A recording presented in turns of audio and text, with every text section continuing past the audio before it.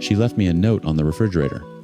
Not a conversation, not a phone call, a note stuck between a takeout menu and a grocery list, like ending our marriage was just another errand she needed to check off, before catching her flight to LA with a younger man. 6 years later, that same woman showed up at my office looking like a ghost, 2 kids on her hip begging me for money and whispering that I still loved her.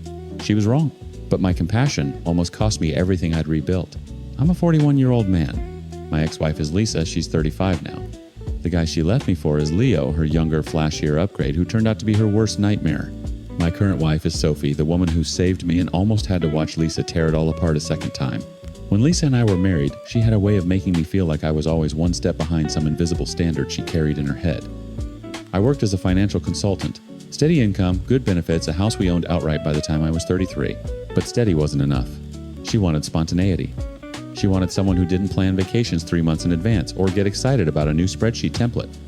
She wanted Leo. Leo was 23 when she met him at a friend's birthday party. Tattoo Sleeve startup founder, or so he claimed, drove a leased BMW and talked about crypto like it was a religion. I remember the night she came home from that party. She smelled like someone else's cologne and looked at me like I was furniture. 3 months later, the refrigerator note, asterisk, I need more than this. I'm sorry, don't contact me. Asterisk. She'd already packed while I was at work. Took the suitcases, the jewelry, half the savings account, left the house keys on the counter like a hotel guest checking out. I won't pretend I handled it with dignity. I didn't eat for 4 days. I called her 67 times. I know because I counted later, disgusted with myself. She blocked me on the 3rd day. The divorce papers arrived by certified mail 6 weeks later, filed from Los Angeles. She didn't ask for the house. She didn't ask for alimony. She wanted a clean cut. And I realized she wasn't just leaving me. She was erasing me. It took 2 years of therapy, a career pivot into my own consulting firm, and a chance meeting at a bookstore before I started breathing again. Sophie was reading a book on behavioral economics, and I made some terrible joke about sunk cost fallacy in relationships. She laughed anyway. That laugh rebuilt me. We married quietly. A small ceremony, 20 people, a backyard in Vermont. Sophie was everything Lisa had called. Boring. She was consistent. She was present. She was warm in the mornings and patient at night. When our daughter was born, I held that tiny body against my chest and felt something seal shut inside me. A door I thought I'd never close. Then Lisa walked through it. She appeared in my office lobby on a Tuesday in March. My assistant buzzed me with a strange voice, said there was a woman who didn't have an appointment but was very insistent. When I stepped out, I almost didn't recognize her. The woman who'd left me for a flashier life looked 10 years older than her age. Hollow cheeks, dark circles pressed deep beneath her eyes, hair pulled into a limp ponytail. She had a toddler on one hip and a baby in a stroller that had a cracked wheel. "Hi," she said, like we'd bumped into each other at a grocery store. My throat locked. I brought her into my office because I didn't know what else to do. She sat across from my desk, the same desk where I'd signed contracts that built my firm from nothing, and she cried for 11 straight minutes before she could form a sentence. The story came out in jagged pieces. Leo's startup was never real. He burned through her half of our savings within 8 months. When the money dried up, so did the charm. She discovered that he was sleeping with other women from his work. When she confronted him about the cheating, he admitted to having multiple hookups because Lisa wasn't that young and attractive to him anymore. She said things got so bad that he started hitting her and physically assaulting her. She'd had 2 children with him, neither planned, both used as leverage to keep her dependent. Lisa wanted me to help her financially. She said she was looking for a job, but hadn't found any luck yet. She hadn't worked for the last 3 months after she got pregnant with her first child years ago now, and the gap in her experience was blocking her from getting a decent job. And if all that wasn't enough, she told me, Leo never married her. He didn't believe in it. He had manipulated her into seeing commitment the same way he did as a cage. That's why she used to call me rudimentary, because I believed in vows, in structure, in staying, but now she said she regretted her decision because she realized what she'd thrown away. I stared at the woman sitting across from me and felt something I wasn't prepared for. Pity, not love, not nostalgia, just a heavy, nauseating pity that sat in my stomach like wet concrete. I gave her $30,000. I told myself it was for the children. Sophie listened that night with her arms crossed, our daughter asleep in the next room. She didn't yell. She just said, "You have a good heart. Don't let her eat it." I should have listened. 3 weeks later, Lisa texted me. A thank you at first, then a check-in, then a smiley face, then a heart emoji, then times I miss what we had. Do you ever think about us, asterisk? I didn't respond. But I didn't block her either. And that silence, that one hesitation, was the crack she'd been looking for.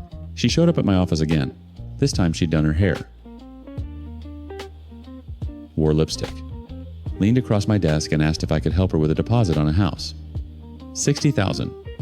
Maybe $100. My phone buzzed while she spoke. A text from Sophie Times. She's there again, isn't she? Asterisk. I looked at Lisa's hopeful, calculated smile, and for the first time, I saw it clearly, the machinery behind the tears. But before I could answer, Lisa reached across the desk and grabbed my hand. You still love me, she whispered. I know you do. I pulled my hand back so fast the pen cup on my desk rattled. Don't, I said. Lisa's fingers hovered in the air where mine had been, then slowly curled into her palm. The lipstick smile didn't falter. Not yet. I know you felt that, she said. I know you still.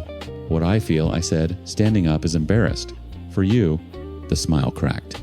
Just a hairline fracture, but I saw it.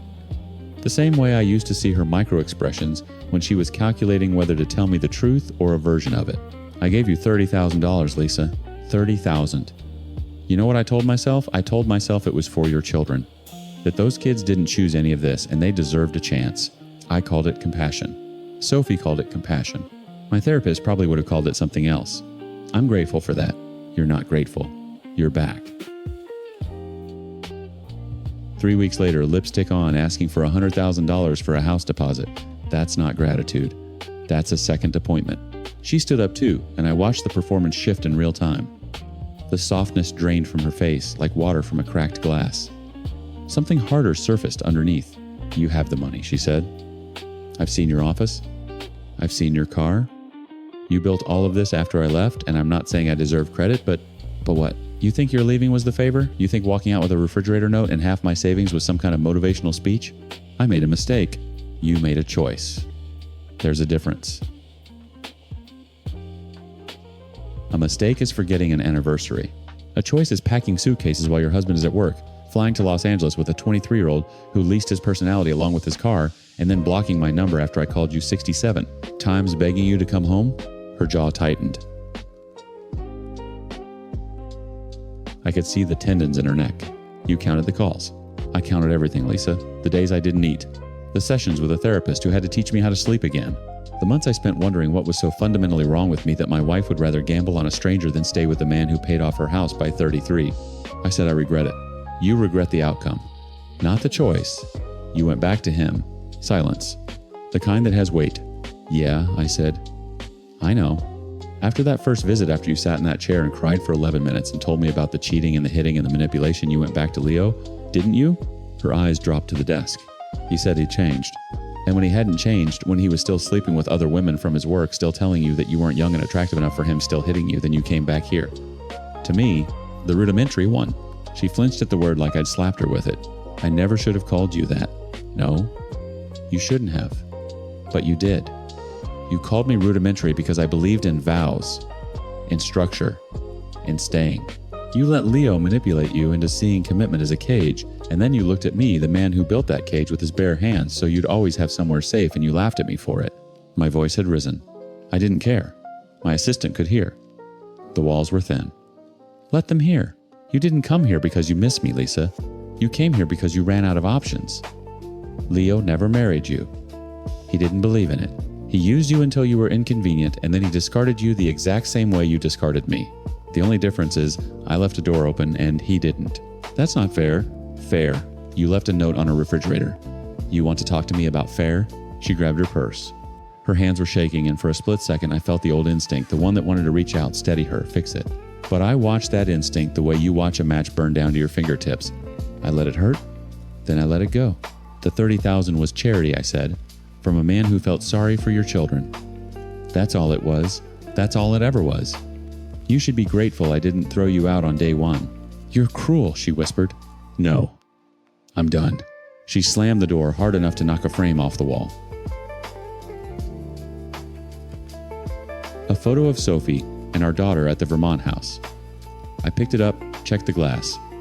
Not broken. That evening I sat Sophie down at the kitchen table and told her everything. The hand grab, the whisper, the lipstick, the $100,000 ask. I held nothing back because I'd learned from years of therapy and one catastrophic marriage that the things you hide become the things that rot. Sophie listened with her hands wrapped around a mug of tea that went cold while I talked. When I finished, she didn't speak for a long time. Are you done? She finally asked. Not angry. Genuine. Permanently. She nodded once. Then be done. The next morning I blocked Lisa's number. Every platform, email, social media, everything. I called my office manager and gave clear instructions if Lisa appeared again, she was not to be admitted. No exceptions. No messages relayed. I'd spent 6 years building something real from the wreckage of something hollow. A firm. A marriage. A daughter who grabbed my finger when she slept and held on like I was the safest thing in the world. I wasn't going to let the woman who taught me what abandonment felt like teach me the lesson twice. Lisa had wanted me to believe that her suffering entitled her to my life. That because Leo broke her the way she broke me, we were somehow even and the debt ran in her direction now. But misery isn't currency, and regret without accountability is just nostalgia with a price tag. Sophie was right from the beginning. I had a good heart, I just needed to stop letting the wrong person eat it. Lisa vanished after that. No calls from unknown numbers, no visits, no mutual friends carrying messages, just silence. The same kind she'd given me 6 years earlier, except this time, I was the one who chose it. I picked up the Vermont photo from my desk and set it back on the wall. Sophie's laugh in that picture. My daughter's tiny fist raised toward the camera. The door was shut, and this time I held the lock.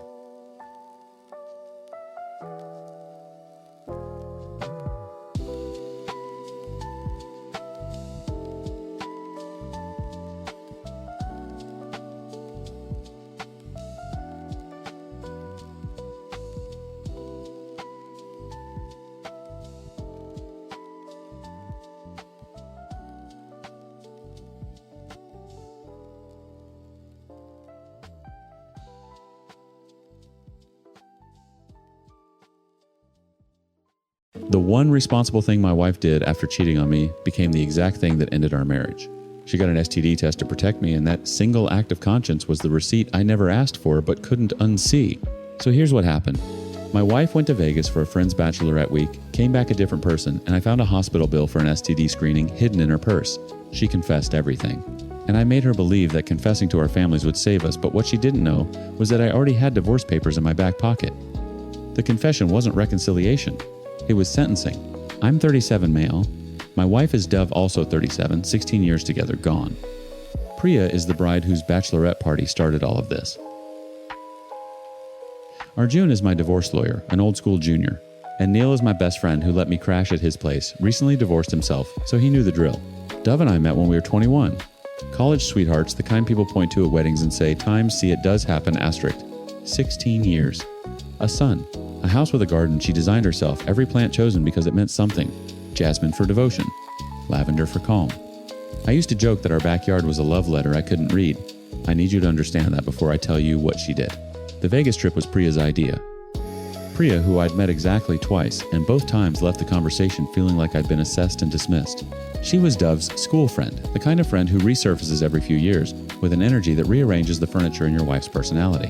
When Dove told me it was a full week in Vegas for Priya's bachelorette, I raised an eyebrow. 1 week seemed excessive. Dove laughed and said Priya doesn't do anything small. I said fine. I trusted her.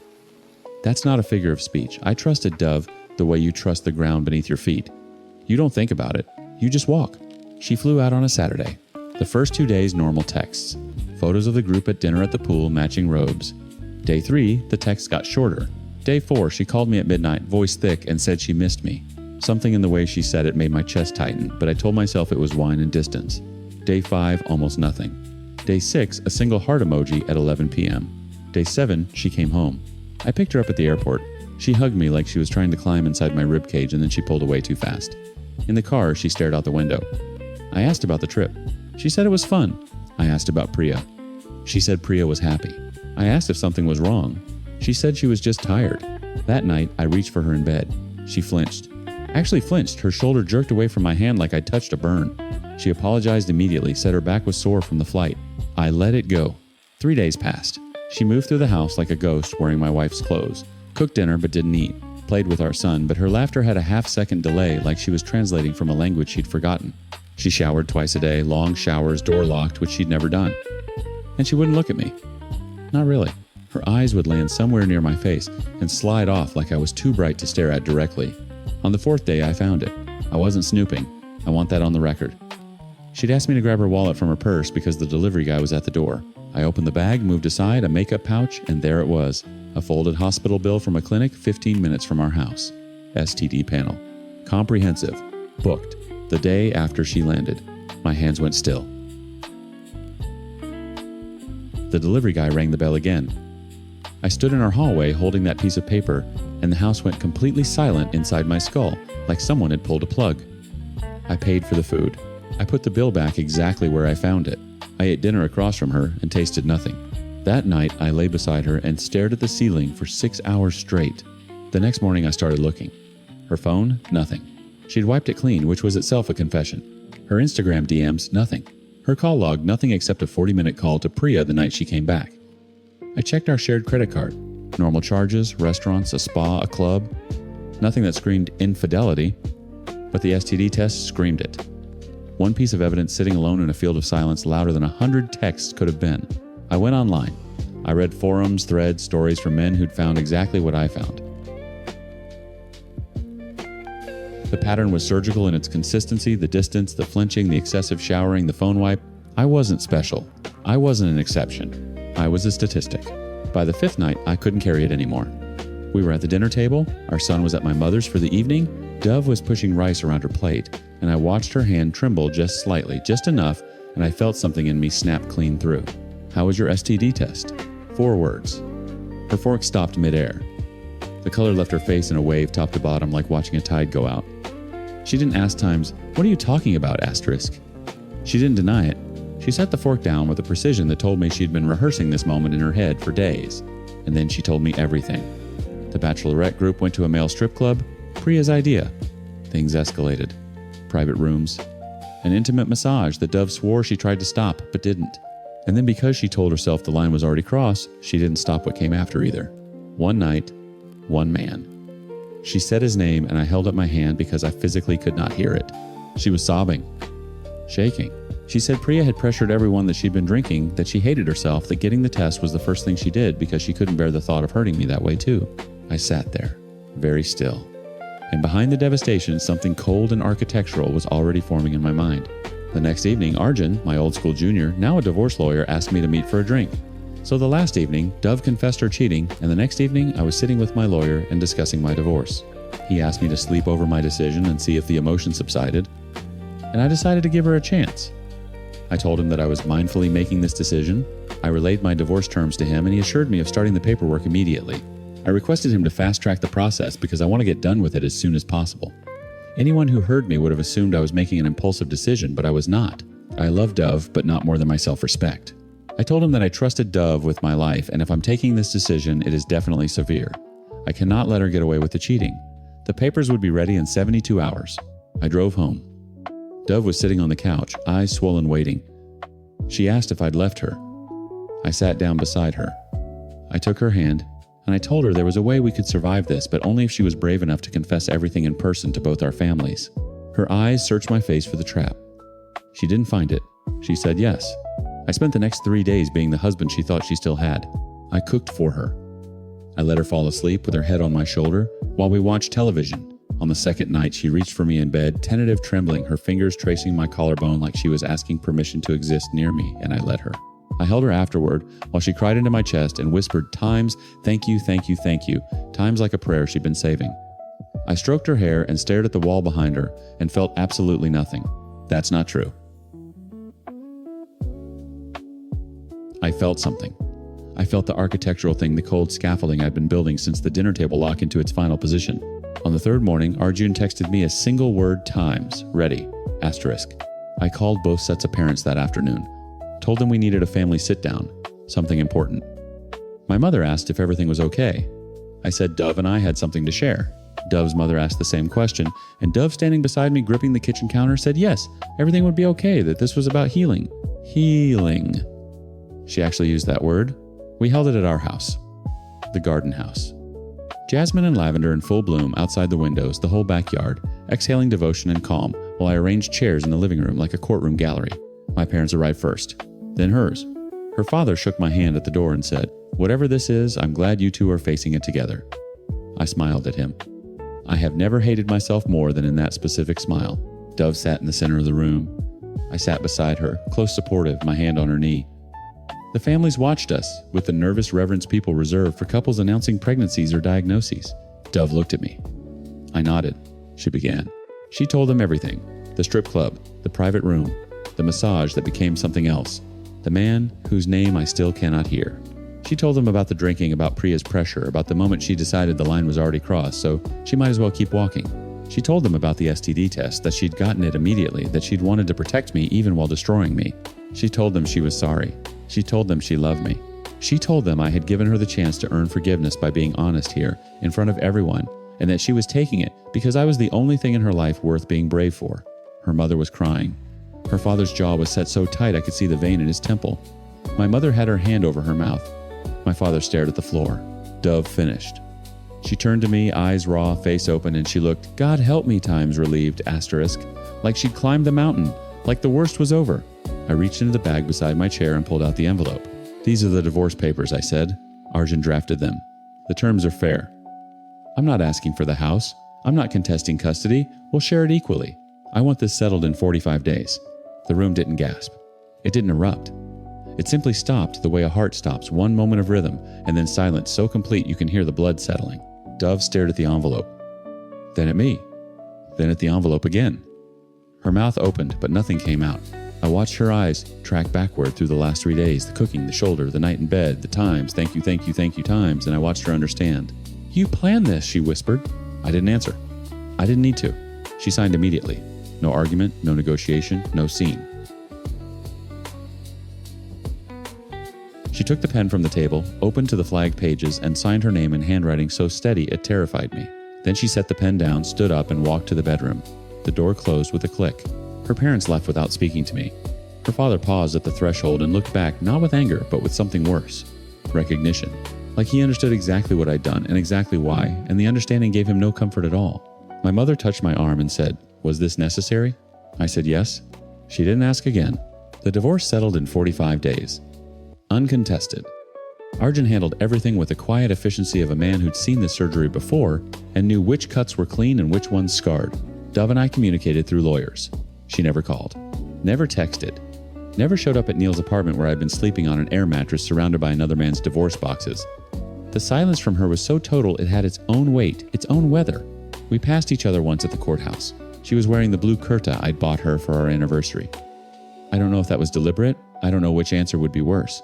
She looked at me, times looked not the sliding off gaze from before, and I saw something in her face that I will carry until I die.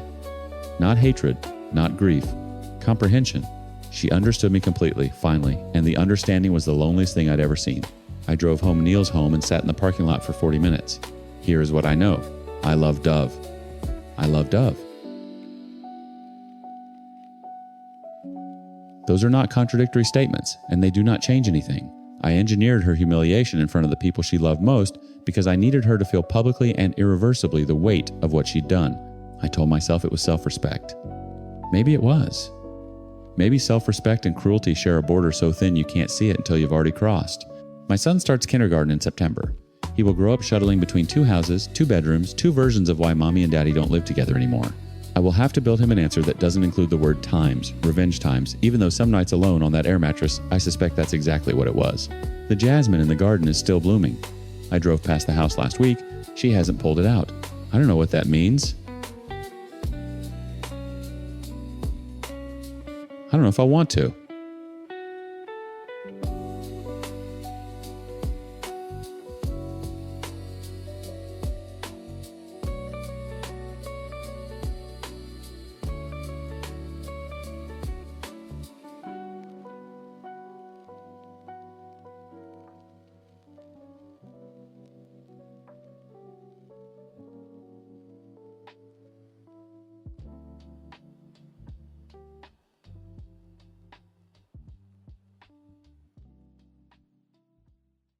I stole her from her boyfriend. I knew exactly what I was doing. I saw the crack in their relationship and I wedged myself into it. 8 years later, I'm building cardboard walls inside my own house to separate myself from the woman I fought so hard to win. Here's the thing, nobody tells you about choosing a partner who is willing to betray someone for you. That ability doesn't expire, it just finds a new target.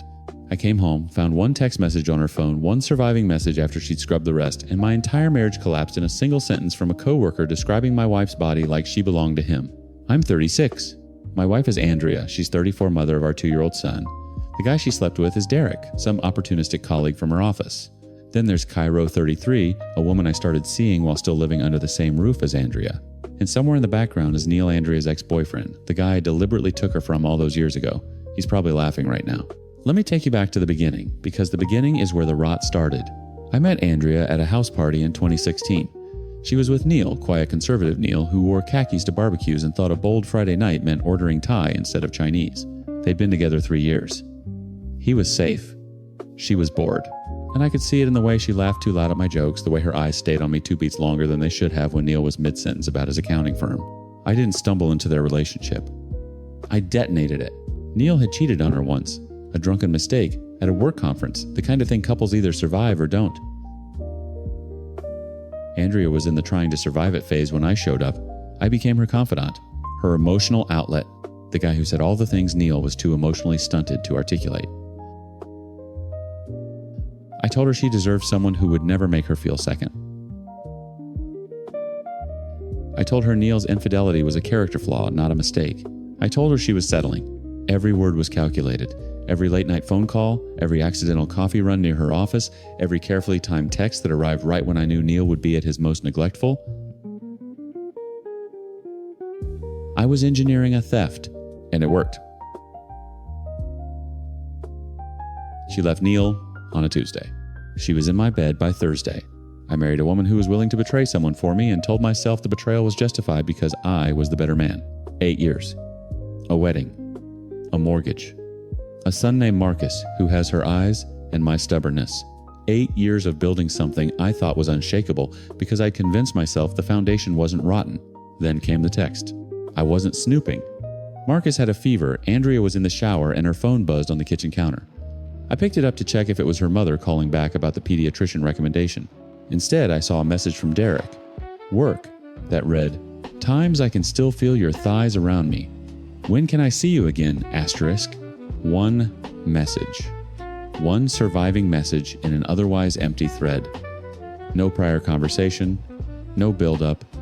Just that sentence, sitting alone like a confession someone forgot to burn. My hands didn't shake. That's the part I remember most clearly. I set the phone down, poured Marcus's apple juice, and waited. When Andrea came out of the bathroom toweling her hair, I held the phone up and said, "Who's Derek?" The color left her face in stages. Forehead first, then cheeks, then lips. She opened her mouth, closed it, opened it again. "It's not. Don't." I was going through something. After Marcus was born, I felt invisible. I felt like my body wasn't mine anymore, like I was just... How many times? 3. It was 3 times. It's over. I ended it 2 weeks ago. The messages are deleted. I know. You deleted them because you knew. She didn't answer. She just stood there, dripping onto the hardwood floor we'd picked out together, and I thought, times, this is exactly what Neil felt. This is exactly what I did to Neil. Asterisk. I didn't scream. I didn't throw anything. I went to the garage, pulled out the moving boxes we'd never recycled, and started building. Cardboard walls. I'm not kidding. I sectioned off the living room with flattened boxes, duct tape, and a level of architectural commitment that probably should have alarmed me. I created a doorway schedule. She enters through the front. I use the side entrance. Kitchen from 6 to 7 is hers. 7 to 8 is mine. The bathroom has a color-coded lock system involving hair ties on the doorknob. People ask me later times, if you're already so hell-bent on not getting back together and even considering dating, why stay in that house? What are you holding on to? Asterisk. I didn't have a good answer. Marcus, maybe? The mortgage? The stubborn, irrational belief that if I left first, she won? I needed her to watch me, not need her. I needed her to live inside the wreckage. Andrea's mental and physical health kept deteriorating with time. She stopped eating full meals. Her physician recommended therapy. She started going, but she told no one else, not her parents, not her sister, not her friends. She feared embarrassment. The shame of it was eating her from the inside, and she was letting it. I couldn't watch that and stay silent. I called her mother. Andrea needs you right now. We're separating. I told Andrea she could tell them we'd grown out of love instead of the truth. She looked at me with red, swollen eyes and whispered, "Why would you protect me?" I didn't answer because the honest answer was ugly. I wasn't protecting her. I was protecting the version of our story where I remained the good one. Her parents moved into the guest room for 2 weeks. Her mother cooked. Her father played with Marcus. Andrea started showering again, eating again, existing again. And I downloaded a dating app. That's where I found Cairo. Single mother, 1 son, recently divorced after her husband's affair. She understood damage. Our first conversation lasted 4 hours. Our first date felt like exhaling after holding my breath for months. 3 weeks into seeing Cairo, I invited her and her son over to the house for dinner. My side of the house, my kitchen window, my rules. I heard Andrea's bedroom door open upstairs just as Cairo's boy and Marcus started laughing together in the living room. Footsteps on the stairs. Slow. Then stopped.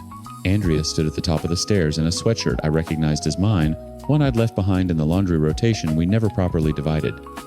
Her hair was pulled back. No makeup. She looked like she'd been sleeping, or trying to. Cairo's son had found Marcus's toy trucks, and the two of them were crashing them together on the living room rug, making explosion sounds with their mouths. Cairo was kneeling beside them, her hand on Marcus's back, helping him rebuild a tower so they could knock it down again. Marcus was laughing. That full-body toddler laugh where the joy takes over everything. Andrea watched this for exactly 11 seconds. I counted because I was frozen, holding a wooden spoon over a pot of pasta, watching her watch them. Then she turned and looked at me. No tears. No screaming. Just a look that said times. So, this is what you've been building toward. Asterisk. She went back upstairs. I heard the bedroom door close. Not slam close. The quiet kind of closing that's worse. Cairo glanced at me. Was that her? Yeah. You okay? Yeah. I wasn't. But the pasta was boiling over, and Marcus needed his juice cup refilled, and Cairo's son wanted goldfish, crackers, and the mechanics of being alive carried me through the next 2 hours the way they always do. Cairo left at 8. She kissed me at the door, brief, careful, the kind of kiss someone gives when they know the walls have ears. I watched her buckle her son into his car seat and pull away, and then I stood in the doorway breathing cold air until my lungs hurt. Andrea was waiting in the kitchen when I came back inside. Sitting at the table. My side of the table past the cardboard partition I'd built, like some deranged architect of emotional warfare. She seems nice, Andrea said. Don't. I'm not being sarcastic. She seems nice. Her son is sweet. Marcus liked him. I leaned against the counter. You're on my side of the wall. I know. She pressed her palms flat on the table. Her nails were bitten down to nothing. Is this what it's going to be? Other women in my house playing with my son while I... You signed the separation agreement. This house is shared space with designated... I know what I signed. Then you know I'm not doing anything wrong. She laughed. Not the laugh I fell in love with. Something thinner, more fractured. You're not doing anything wrong. You're just doing everything cruel. I didn't respond because she was right, and because the honest version of why I'd invited Cairo over, the version I wouldn't say out loud, was that I wanted Andrea to see it. I wanted her to feel the specific texture of being replaced while still being present. I wanted her to understand what I'd done to Neil, what she'd done to me, what this whole cursed cycle actually looked like from the outside. I wanted her to watch me not need her. The next morning I called my lawyer. He said what he'd been saying for weeks. Living together is just lingering. You're not healing. You're performing. He was right. Everyone was right. The cardboard walls, the kitchen schedules, the color-coded bathroom system, none of it was separation. It was a stage set I'd built so I could star in my own suffering. I started writing the letter that night. It took me 4 drafts. The first 3 were angry accusations dressed up as closure. The 4th was honest, which meant it was shorter and worse. Asterisk, Andrea. I manipulated you away from Neil. I saw a crack in your relationship and I pried it open because I wanted you, and I told myself wanting was the same as deserving. I built our marriage on the thing I now hate you for. I don't know how to forgive you. I don't know how to forgive me. I'm giving you the house for Marcus. My lawyer will handle the rest. I'm sorry for the cardboard walls. I'm sorry for bringing Cairo here. I'm sorry for calling your mother before you were ready. I'm sorry for every act of kindness that was actually control. Please tell Marcus I'll be back. Asterisk. I left it on the porch under a river rock on a Wednesday morning. By Wednesday evening, I was on a flight to Anchorage. Alaska was not a plan. Alaska was a direction. I rented a cabin outside Seward from a guy who asked no questions and had no Wi-Fi. For 3 weeks, I didn't speak to anyone except a cashier at a gas station and a dog that followed me on a hiking trail. Andrea signed the papers uncontested. My lawyer emailed me the confirmation. I read it on a borrowed phone at a public library in Kenai, sitting between a teenager doing homework and an old man reading newspapers. The most significant legal event of my life, absorbed in fluorescent silence. I gave her the house. She kept Marcus's room exactly as it was. I took a condo downtown 12 minutes away, close enough for drop-offs, far enough to breathe. Cairo and I still talk.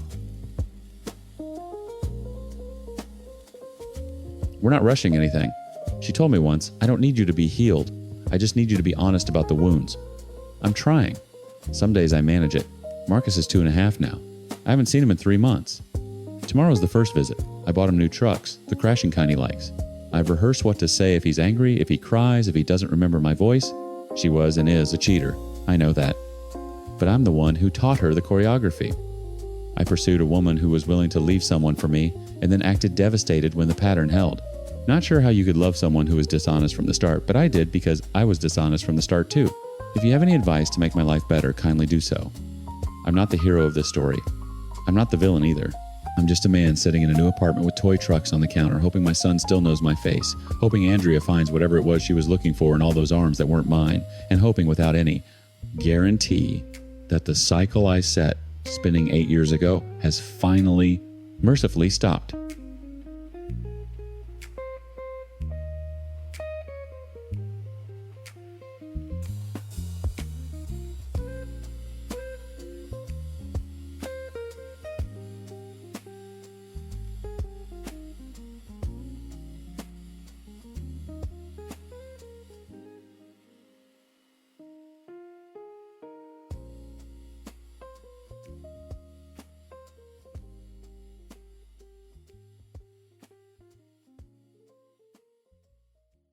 I took a handmade gift off my brother-in-law's desk while he was at lunch and left a note telling him exactly why.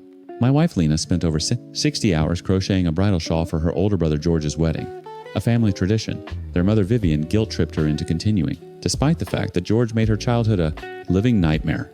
The moment that shawl was in their hands, his fiancée Diane called Lena to uninvite her from the wedding. Venue capacity, apparently. Funny how there was still a seat for me, though. So here's the cast. I'm a guy in my early 30s. My wife is Lena, her older brother is George, and his now wife is Diane. Their mother is Vivian. Then there's Lena's other brother Michael and his wife Sarah, who are basically the only decent people in this family. Let me start from the beginning because this goes way deeper than a shawl. Lena doesn't talk about her childhood the way most people do. There are no funny anecdotes about sibling rivalries or eye-rolling stories about family holidays. When she talks about growing up, which is rare, she speaks in small, careful sentences like someone walking through a room full of broken glass and bare feet. I learned the full picture in pieces over the years. George is 4 years older than Michael, and Michael is 2 years older than Lena. From the time Lena could walk, George decided she was beneath him, not in the way older brothers sometimes dismiss younger sisters. In the deliberate, systematic way a person dismantles someone they view as competition for resources they believe belong exclusively to them. He broke her things, told her she was adopted, locked her in closets during family gatherings, and told Vivian she'd gone to bed on her own. When George graduated high school, Lena wasn't brought to the ceremony. She was 9 years old, left home with a babysitter while the rest of the family celebrated. At Christmas, she was routinely sent to her room when George complained that she was annoying him. Vivian complied every single time. Every single time. Michael told me once, his voice tight with something between guilt and rage, that he used to sneak food up to Lena's room on Christmas evening because Vivian wouldn't call her down for dinner if George was in a mood.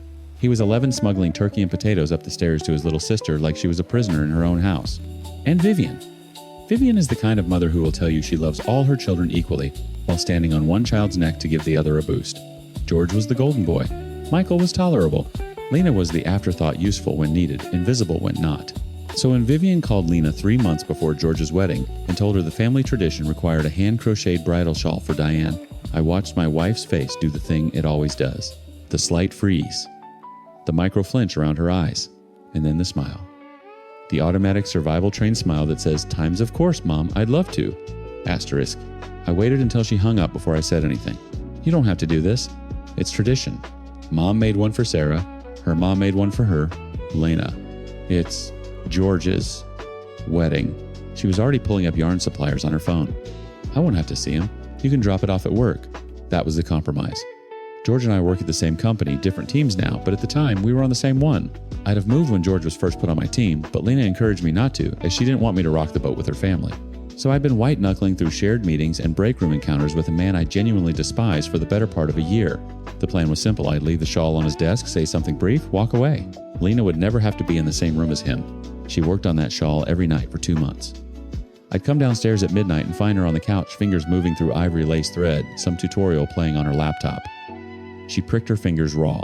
She frogged entire sections and started over because a single stitch was off. 63 hours. I know because she tracked it, not out of resentment, but because she tracks all her projects. She's meticulous like that. She cares about things with her whole body, even when the people she's caring for don't deserve a single stitch. The morning I delivered it, I set the wrap box on George's desk while he was in a meeting. I ran into him in the hallway on my way back. Lena finished the shawl, I said. It's on your desk. She put a lot of work into it. We're looking forward to the wedding. George nodded like I told him the printer was fixed. Cool. Thanks. That was it. Cool. Thanks. 63 hours of his sister's hands, and he gave it less acknowledgement than a coffee refill. 4 hours later, Lena called me at work. Her voice had that particular flatness I've learned to dread, the one that means she's holding herself together with both hands. Diane just called. My stomach dropped. What did she say? They're over capacity at the venue. They need to cut the guest list. So, I'm uninvited. I didn't speak for a long time. I could hear her breathing. But you're still invited, she added quietly. Diane made sure to mention that. I stared across the open plan office at George's desk. He wasn't there. But the box was gone. The shawl was already in their possession. They had waited with surgical, calculated patience until the gift was physically extracted before making the call. Not to me, to Lena. Directly to the woman they knew wouldn't fight back. They waited, I said, mostly to myself. It's fine, it's just a wedding. It wasn't fine. It was never fine. It was the Christmas dinner she ate alone in her bedroom. It was the graduation she wasn't brought to. It was 30 years of a family teaching her that her only value was what she could produce for them, and the moment the production was complete, she could be discarded. I stood up from my desk. I walked across the floor to George's section. His chair was empty. His jacket was gone, long lunch probably.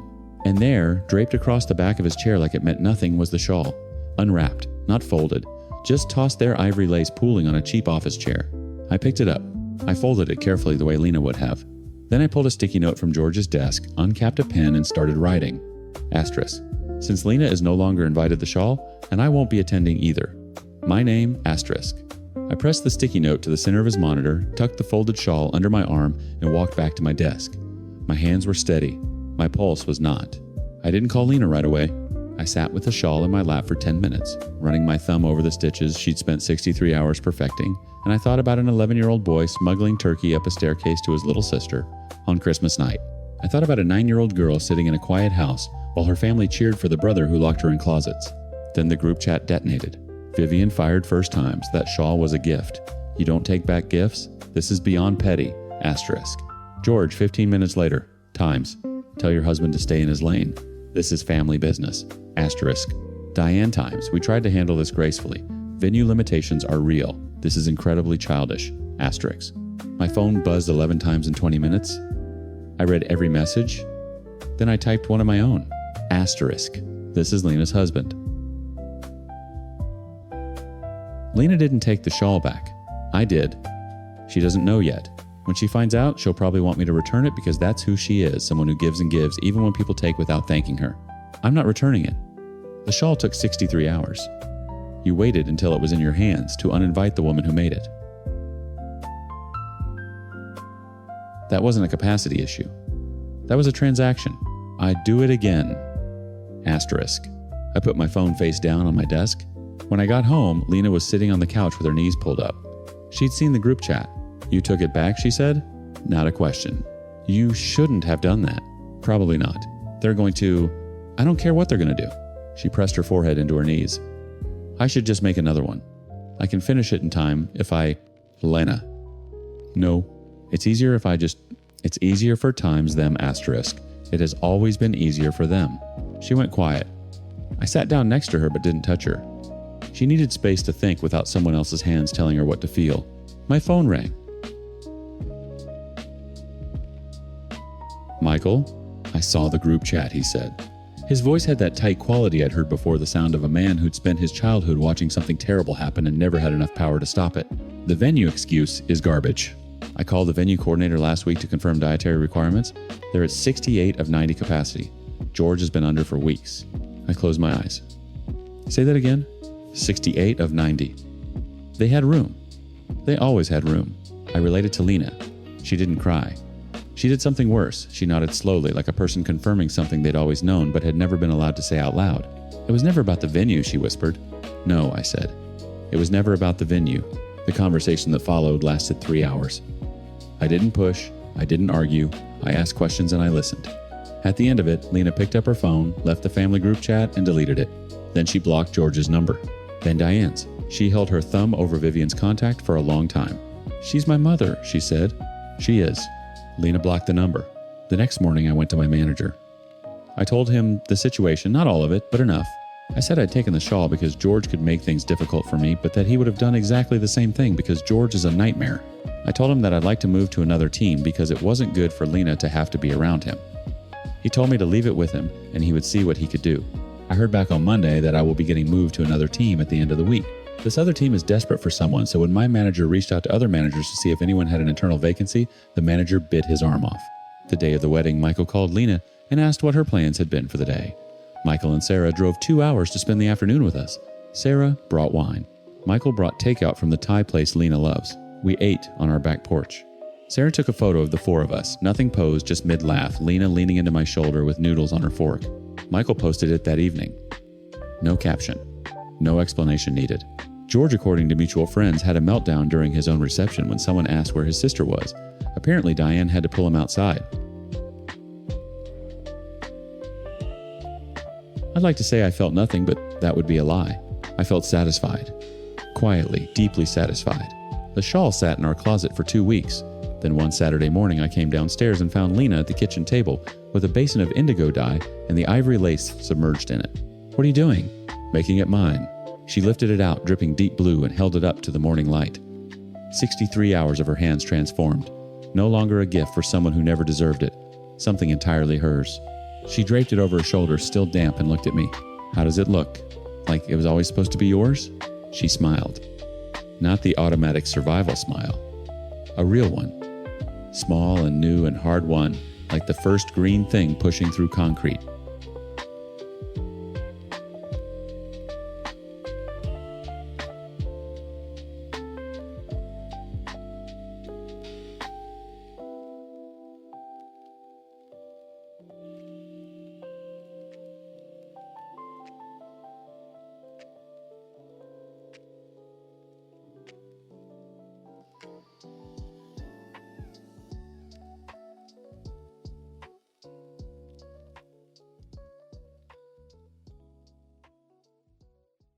My best man had a playpen set up in his bedroom for my infant son, and I was the last person to find out why. My fiancée spent months sneaking into his house, exchanging I love yous on Snapchat, and building a whole second life behind my back, and when I finally caught her, she didn't apologize. She filed a restraining order to try to take my son away from me, then showed up to our baby's doctor appointment and sat in my lap like nothing happened. I'm 23. My ex-fiancée is Megan, she's 21. My former best friend is Tyler, 23, the guy I literally asked to be my best man. And then there's Connor, Tyler's adopted brother, who ended up being the only one with enough conscience to send me the proof that blew everything wide open.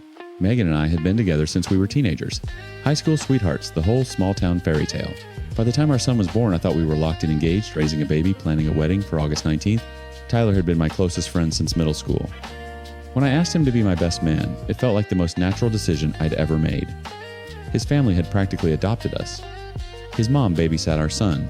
His house was the place we all gathered on weekends around bonfires, passing beers, feeling like everything was exactly where it was supposed to be. The first crack didn't look like a crack. It looked like a fight about nothing. It started in early summer, Megan spending more and more time at Tyler's place. Not with me, without me. She'd take the baby over there in the afternoon and not come back until late. I'd get home from work and the apartment would be dark and empty. When I brought it up, she'd roll her eyes.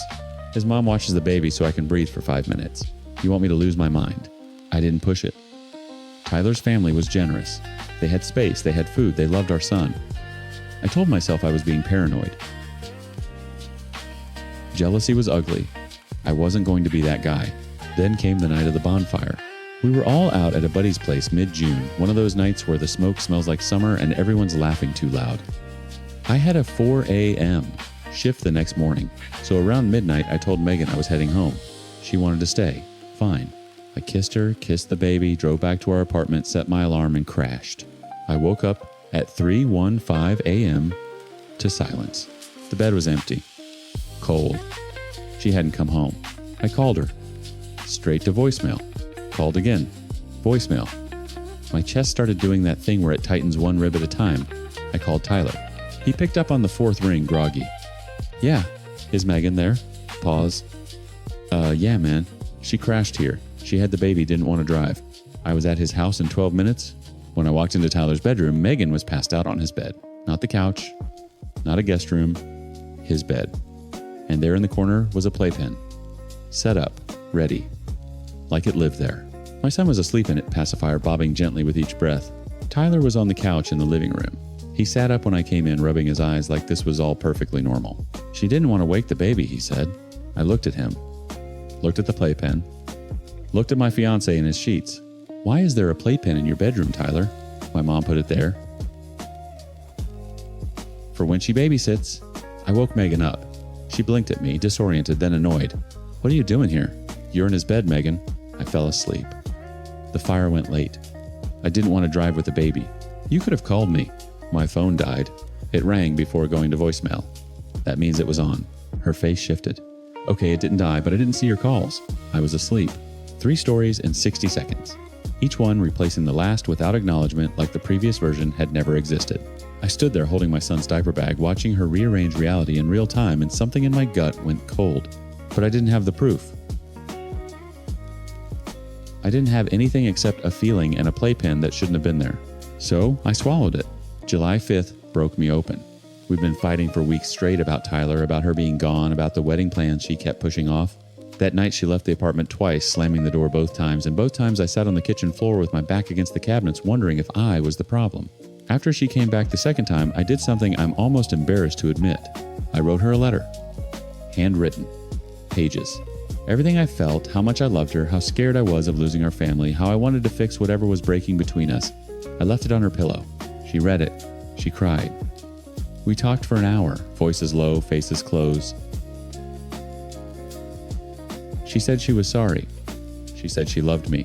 We fell asleep, spooning her back, pressed against my chest, my arm around her waist, and for one night I believed we'd survive. Then her phone lit up on the nightstand. I wasn't asleep yet. The screen glowed in the dark. Snapchat notification. Tyler's Bitmoji. I told myself not to look. I told myself for about 4 seconds. I picked up the phone. I opened the app originally, intending to send Tyler a sarcastic message, something like, "Times thanks for finally texting back buddy times," because he'd been dodging me for weeks. But the message thread was already open. And I read everything. Coordinated visits behind my back. Fabricated alibis. Plans for her to come over when I was at work. Pet names. Flirtation that made my stomach lurch. And then clear as a blade. Asterisk. I love you. Asterisk. Asterisk. I love you too. Asterisk. My hands were shaking so hard, the phone nearly slipped. Megan was still curled against me, breathing slow, and even her hair smelling like the same shampoo she'd used since high school. I could feel her heartbeat through her back. I set the phone down. I stared at the ceiling until my alarm went off. When I confronted her the next morning, she didn't deny it. She didn't confirm it either. She went straight to offense. You went through my phone. That's a violation of my privacy. You're telling Tyler you love him. You had no right. Are you sleeping with him? I'm not doing this. For 15 days, she refused to cut Tyler off. 15 days of circular arguments that went nowhere, of her sleeping beside me while texting him, of me begging for honesty from someone who had forgotten what the word meant. On July 21st, I packed a bag and walked out. And that's when Megan stopped pretending and started trying to destroy me. Within 48 hours of me leaving, Megan filed for a full stay-away order of protection against me and our son. Let that land for a second. Not a custody petition, not a request for space. A stay-away order. The kind reserved for people who pose a genuine threat. She wanted a judge to legally prohibit me from being near my own child, the same child she'd been parking in a playpen in another man's bedroom while I worked overnight shifts to keep formula in the cabinet. I found out through a phone call from my mother, who found out from the courthouse. I was sitting in my truck in a gas station parking lot when she told me, and I remember gripping the steering wheel so hard my knuckles went white and stayed that way for minutes after I let go. The indentations from the leather stayed pressed into my palms like branding. She had no grounds. No evidence of abuse, no police reports, no witnesses to anything, because there was nothing to witness. But she filed it anyway, banking on the system's default sympathy, banking on the assumption that a young mother's word would outweigh a young father's presence. And while the petition worked its way through the court, she moved into Tyler's house. Officially, with our son. My best man was now playing house with my fiancé and my baby in the same bedroom where I'd found that playpen. Then Connor called. Connor was Tyler's adopted brother, quieter, kept to himself, the kind of guy who sat at the edge of bonfires and watched more than he talked. I hadn't spoken to him since everything imploded. When his name popped up on my phone, I almost didn't answer. "I need to send you something," he said. No greeting. His voice was flat disgusted. "Check your messages. Photos. Screenshots. Megan and Tyler together at the house, not hiding, not careful, just times together, asterisk. Her on the couch with her legs across his lap.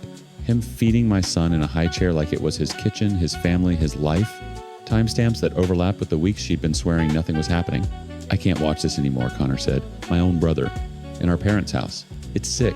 I stared at the photos until my screen dimmed. Then I sent every single one to Megan's parents, to Tyler's parents, to our mutual friends, to anyone who'd spent the last month hearing her version of events that I was controlling, that I was paranoid that she left because she was times scared times of me. The truth detonated across our entire small town in a single evening. Megan's family went silent. Her mother, who I'd watched cry at our engagement party, stopped returning her calls. Her sister unfollowed her on everything. Tyler's parents, the same people who'd opened their home to us, who'd set up that playpen, who'd fed our son mashed bananas on Sunday mornings, asked Megan to find somewhere else to stay. She didn't. Tyler convinced them to let her remain. The house divided against itself. And then came the doctor's appointment. Our son had a follow-up visit routine scheduled months prior. We were both listed as parents. Both had a right to be there. I arrived early, sat in the waiting room with my hands between my knees, mentally rehearsing how to be civil to a woman who was actively trying to get a restraining order against me. Megan walked in 7 minutes late, and the performance began immediately. She sat down next to me. Not across the room. Not one chair apart. Asterisk. Next to me. Asterisk. Close enough that her thigh pressed against mine. I shifted away. She closed the gap. How's he been sleeping? She asked bright-eyed, like we were still a couple comparing notes over breakfast. Fine. Is he still doing that thing where he rubs his ear when he's tired? He was doing that last. He's fine, Megan. She put her hand on my knee. I looked down at it like it was a foreign object. This woman had filed paperwork to keep me away from my child, and now her fingers were resting on my jeans like we were in a waiting room for a sonogram, not a pediatrician's office built on the wreckage of everything she'd burned. When they called our son's name, she stood and looped her arm through mine. I pulled away hard enough that the receptionist glanced up. Don't touch me. Her eyes went wide, hurt, confused, a masterclass in performed innocence. I'm just trying to be a good mom. We're here for times him, asterisk. In the exam room, she peppered the doctor with questions she already knew the answers to, nodding earnestly, touching our son's hair, narrating every reaction like a documentary about devoted motherhood. She sat so close to me, our shoulders touched. At one point, she leaned over and whispered, "We make a beautiful kid, don't we?" I couldn't speak. My jaw was locked so tight I could hear my own teeth grinding. People in the community later told me times, "It seems to me that she's testing the waters." Be careful, my friend. Asterisk. I couldn't begin to understand why. She was happy as can be. Dating my former best friend had attempted to file an order of protection on me, and we were about to begin a family court battle that was already leaning toward me. What waters were left to test? Someone put it bluntly times, "Mate, you have to realize that nobody can understand crazy." We can try to find reasons for her behavior, but none would be good reasons. For me, it sounds like a crazy, entitled narcissist brat who doesn't care about what you feel. She wants to cheat, she cheats. She wants you gone, so she tries to get the restraining order. She wants to play with the kid, she will. She wants to talk to you, then she will talk to you. Asterisk. That's Megan. Chaos is currency, control is oxygen. The order of protection was denied. The court saw through it. Megan, perhaps sensing the ground shifting, offered joint custody, unprompted a move that reeked of strategy, not generosity. Her own family still wouldn't back her. The case leaned my way and everyone in town knew why. But here's what no one tells you about winning. August 19th came. Our wedding date. I spent it on my mother's porch, drinking a beer I couldn't taste, watching the sun go down over the same town where I'd proposed, where I'd held my son for the first time, where I'd asked my best friend to stand beside me at the altar. That evening, I drove to the grocery store and saw them in the parking lot. Megan, in the passenger seat of Tyler's truck, my son's car seat, visible in the back. The three of them pulling out of a spot, like any other family, on any other Tuesday. I sat in my truck until they were gone. My hands were steady, my chest was not. The wedding never happened. The friendship was ash. The woman I'd loved since I was 16 was living in the house of the man I'd trusted most. And my only victory, the only one that mattered, was this: I left. The truth was no longer hidden. And my son would grow up knowing that his father fought for him, not against the people who betrayed him, but times for him, asterisk. Every swallowed insult, every clenched jaw in a waiting room, every night I chose silence over rage. It was all for him. That's the part they don't put in the fairy tale. Sometimes the best man was never the best man. Sometimes the only way to protect your family is to watch it be stolen and prove day by day that you were the one worth keeping.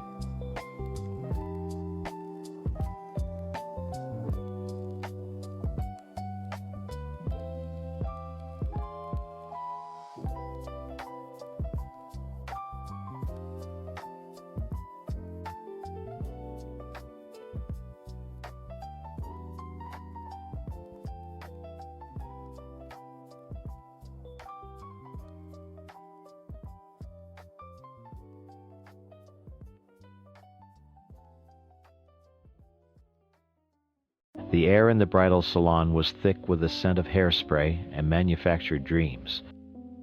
6 months ago, when my sister Hannah picked these dresses, this was all just a fun game of make-believe. Now, it felt like I was walking into a trap lined with dusty sage satin. 6 months ago, I didn't have this foreign object under my skin. This small hard disk of titanium and plastic sitting just below my right collarbone. My port.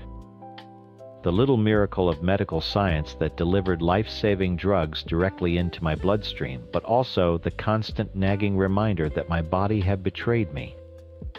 "Victoria, you're next," Chloe, the maid of honor, and Hannah's chief enforcer chirped from behind a curtain. I grabbed the slick fabric of the dress from the hook. It was a beautiful gown, I couldn't deny it. Sleek minimalist with a high-structured neckline that was the centerpiece of the design. The very neckline that I now realized with a sinking gut was destined to sit directly on top of my port. I slid it over my head. The satin was cool against my skin until it wasn't. The seam of the neckline landed with pinpoint accuracy on the raised, tender skin over the port site. It wasn't just snug. It was a constant grinding pressure. A dull ache began to radiate through my collarbone. I zipped it up, wincing as the fabric pulled even tighter. Stepping out in front of the three-way mirror, I forced a smile. Hannah clapped, her eyes shining. "Oh my God, Vic, it's perfect! It looks so good on you." "It's beautiful, Han," I said, and it was the truth. But I could already feel the skin under the fabric starting to chafe. I knew that after an hour it would be red. After 8 hours on the wedding day, it would be raw. The seamstress, a kind-faced woman named Maria, came over to check the hem. I took a deep breath. "Maria," I said, quietly trying not to let Hannah hear, "is there any chance you could alter the neckline on this for me?" She looked up, her brow furrowed. "Alter how?"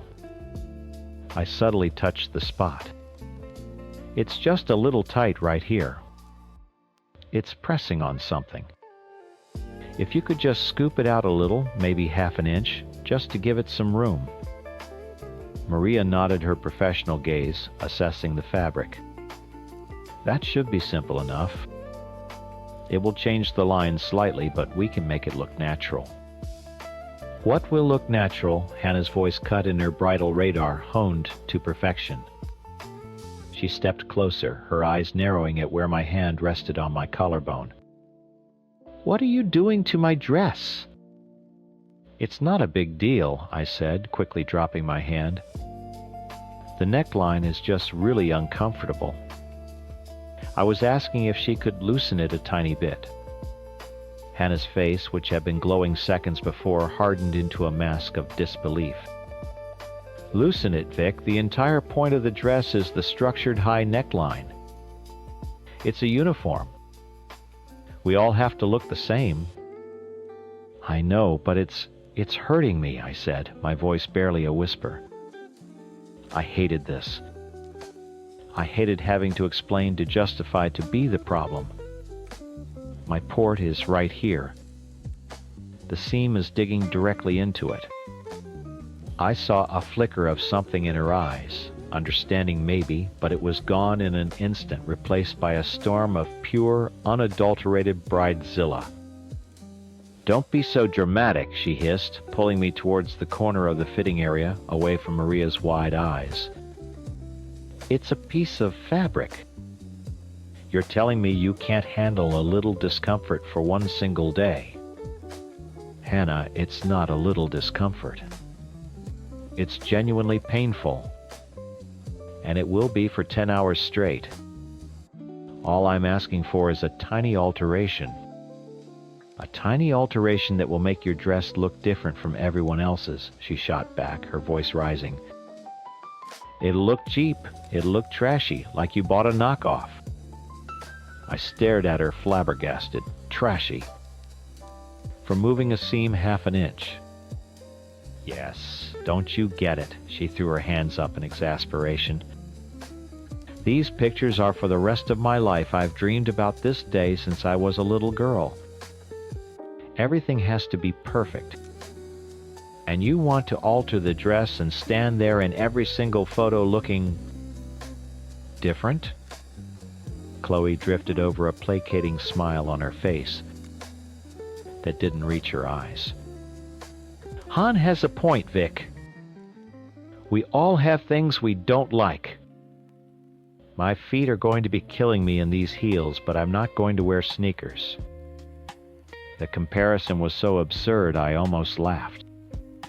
Chloe, this isn't a blister. This is a medical device implanted in my chest. Hannah completely ignored my point. Her focus was laser sharp. I'm paying thousands of dollars for a photographer, Victoria. When I look at my wedding album, I don't want to see you in your weird scooped-out dress and have that be the first thing I notice.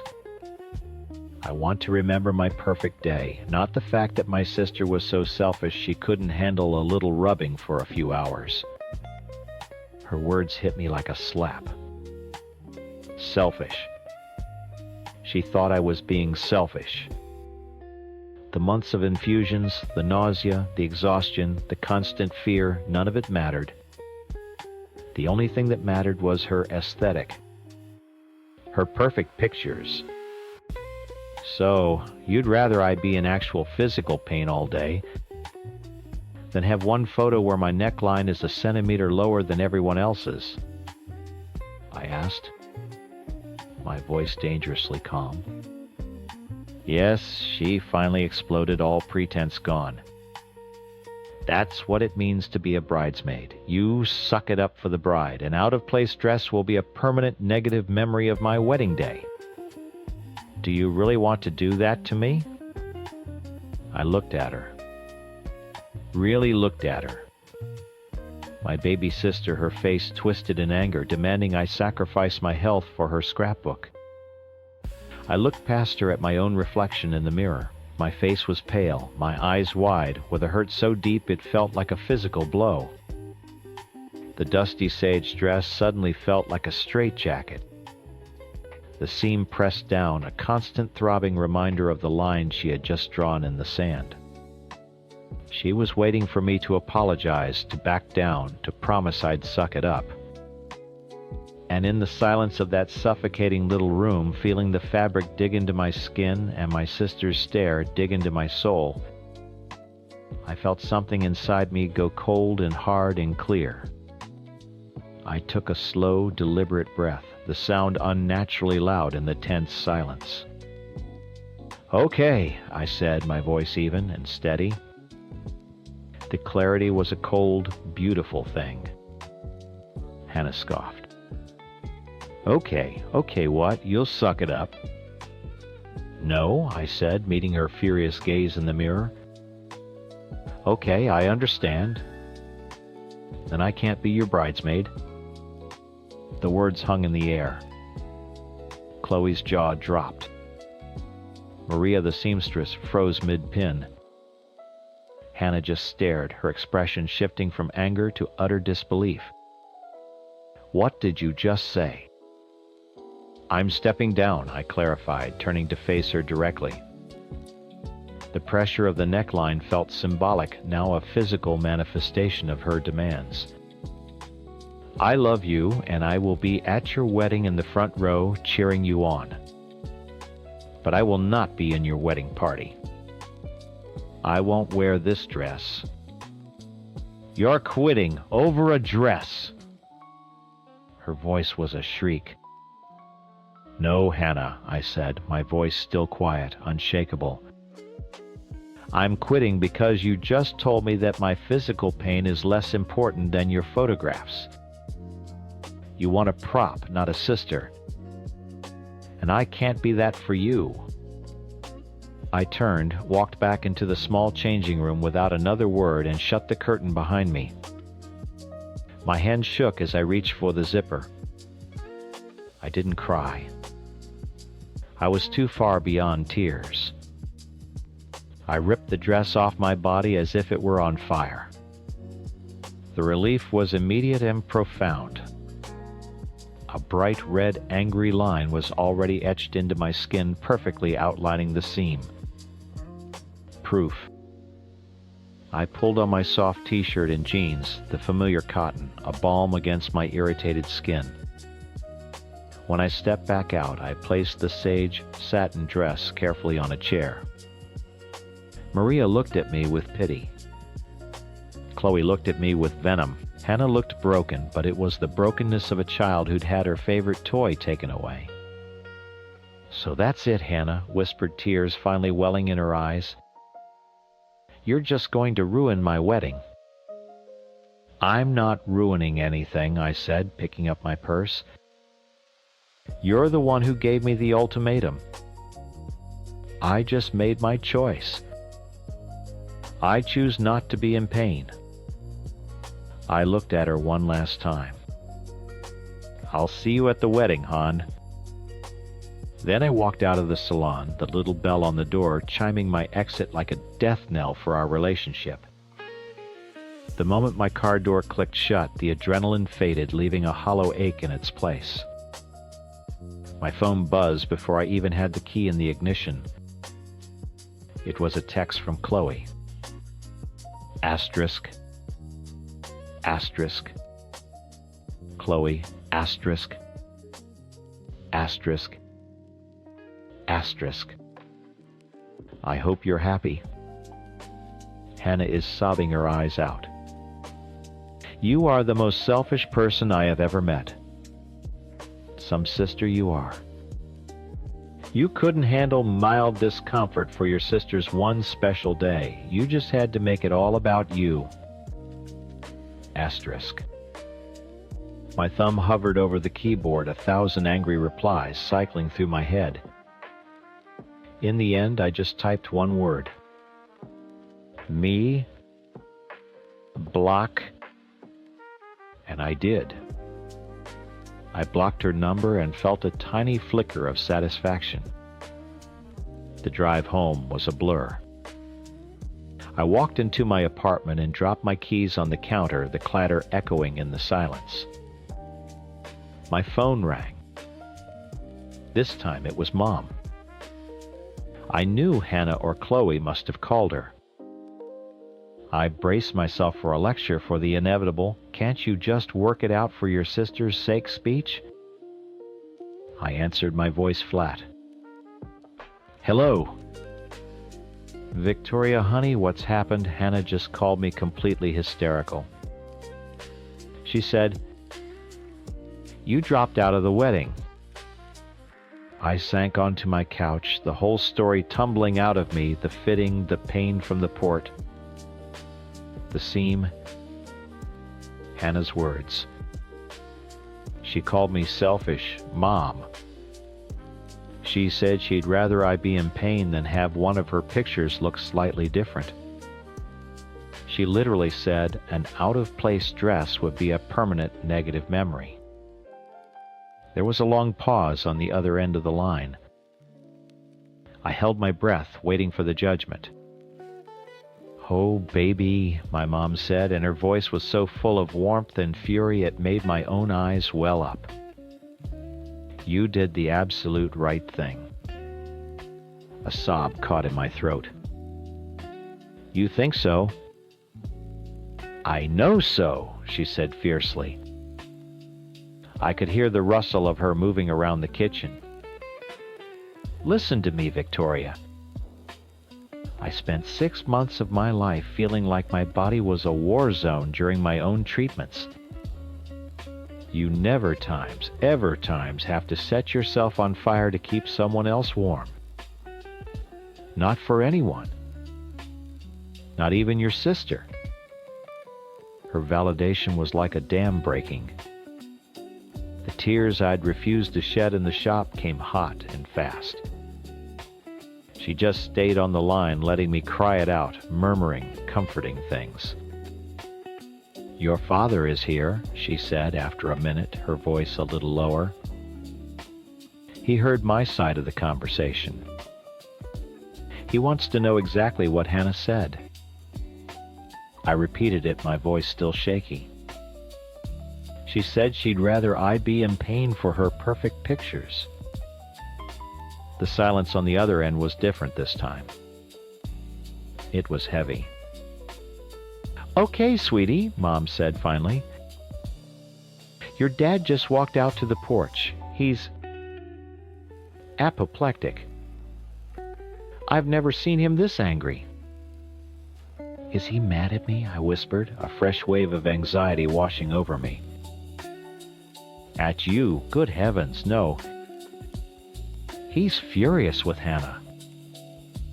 He just said, and I quote, 'I didn't raise a daughter to treat her own sister like a goddamn prop to be positioned in a photo.'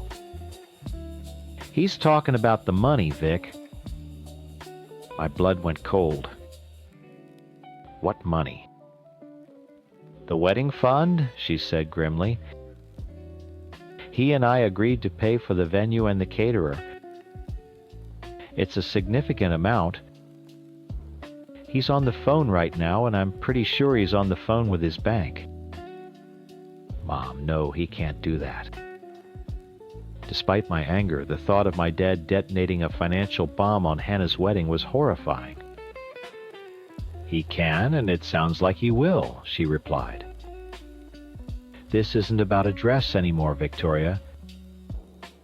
This is about character. Your sister showed a side of herself today that is ugly and cruel, and frankly, your father is not inclined to reward that behavior with a 5-figure check." I leaned my head back against the couch, stunned into silence. I had just wanted the neckline of a dress moved half an inch. I'd walked into that salon trying to manage my health and my sister's happiness. Now, the entire family was fracturing, and a financial war was about to be waged, all because Hannah couldn't stand the thought of an imperfect photograph. I pulled my t-shirt away from my collarbone and looked at the angry red welt left by the dress. It was already starting to bruise. It was my proof, my reason, my declaration of independence. The revenge wasn't something I had planned.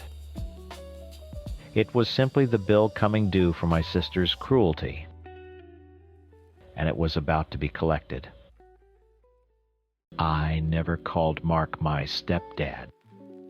He was just Dad. He came into my life when I was 5, a whirlwind of sawdust, bad jokes, and unconditional love that filled the hole my biological father had left. He taught me how to throw a baseball, how to fix a leaky faucet, how to be a man. His parents, my grandparents, wrapped me in that same warmth. To them, blood didn't matter. I was their grandson, period. We were a unit. Solid. Then came Nat. At first, she was all smiles and sweet gestures. She'd bake cookies, compliment my grades, tell Dad how lucky he was. But I saw the flickers. A tight smile when Grandma hugged me a little too long. A sharp look when Grandpa called me his boy. Her warmth had a chilling draft to it. The first real crack appeared a few months after they got married. We were having a Sunday barbecue in the backyard, the same house Dad grew up in, the one my grandparents still owned and let him live in. I was 17 getting ready for college applications. "Gerald looks nothing like you, Mark," Nat said, stirring her iced tea. "It wasn't mean, not on the surface. Just an observation." "Well, there's a good reason for that," Dad chuckled, flipping a burger. "It must be strange," she continued, her voice syrupy sweet, raising someone else's legacy. The spatula paused over the grill. Grandpa cleared his throat. "He's not a legacy, Natalie. He's a grandson."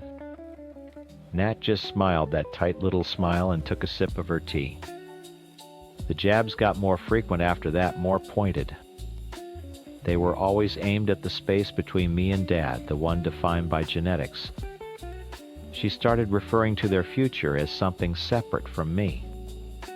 "When we have times our own times, children," she'd say to Dad right in front of me. "They'll need this room, of course." The worst was a phrase I overheard one night through their bedroom door. I was just walking past, heading to the kitchen. Her voice was a low, venomous hiss. "You don't understand, Mark. You're a childless parent. You have all the responsibility and none of the biological connection. He isn't really yours." The words hit me like a physical blow. I stumbled back, my breath catching in my throat. I waited for Dad to defend me, to yell at her, to tell her how wrong she was. All I heard was his tired sigh. "Nat, please. Don't say that." He didn't deny it. He just pleaded with her. And in that moment I felt the foundation of my world start to crumble. Dad stopped meeting my eyes as much after that. He'd come home from work, kiss Nat, and they'd retreat into their room. Our weekly movie nights vanished. Our fishing trips were indefinitely postponed. He was trying to keep the peace, but the price of his peace was me. My grandparents saw it all. They weren't subtle about their disapproval. "That woman is a viper," Grandma told me one afternoon, pressing a $100 bill into my hand. "Don't you let her make you feel like less than. You were here first." Their solution was to double down. They showered me with more attention, more gifts, more love, a direct challenge to Nat's influence. For my 18th birthday, they didn't just get me a cake. They bought me a car. A slightly used but immaculate 10-year-old Honda Civic. It was my ticket to freedom, a symbol that I was loved, that I was a priority. I was ecstatic. Dad looked stressed. Nat was incandescent with rage. "A car," she screamed at Dad that night. The walls were thin. I heard every word from my room.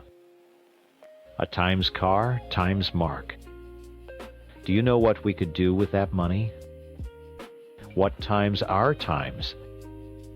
Family needs. But no, the golden boy gets a car he doesn't even need. "It was from my parents, Nat. It's their money." Dad's voice was strained, defensive. It's a slap in the face. They parade him around like he's some kind of prince while we're trying to build a life. They're undermining me. They're undermining times, us, asterisk. They love him. They're obsessed with him. It's not healthy, and you just let them do it. The fight raged for an hour. The next day, the house was thick with a silence more suffocating than any argument. Nat wouldn't look at me.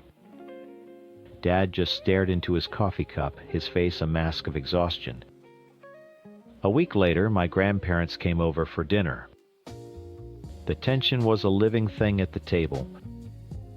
Grandma and Grandpa pointedly asked me about the car, about where I'd driven it, about how much I loved it.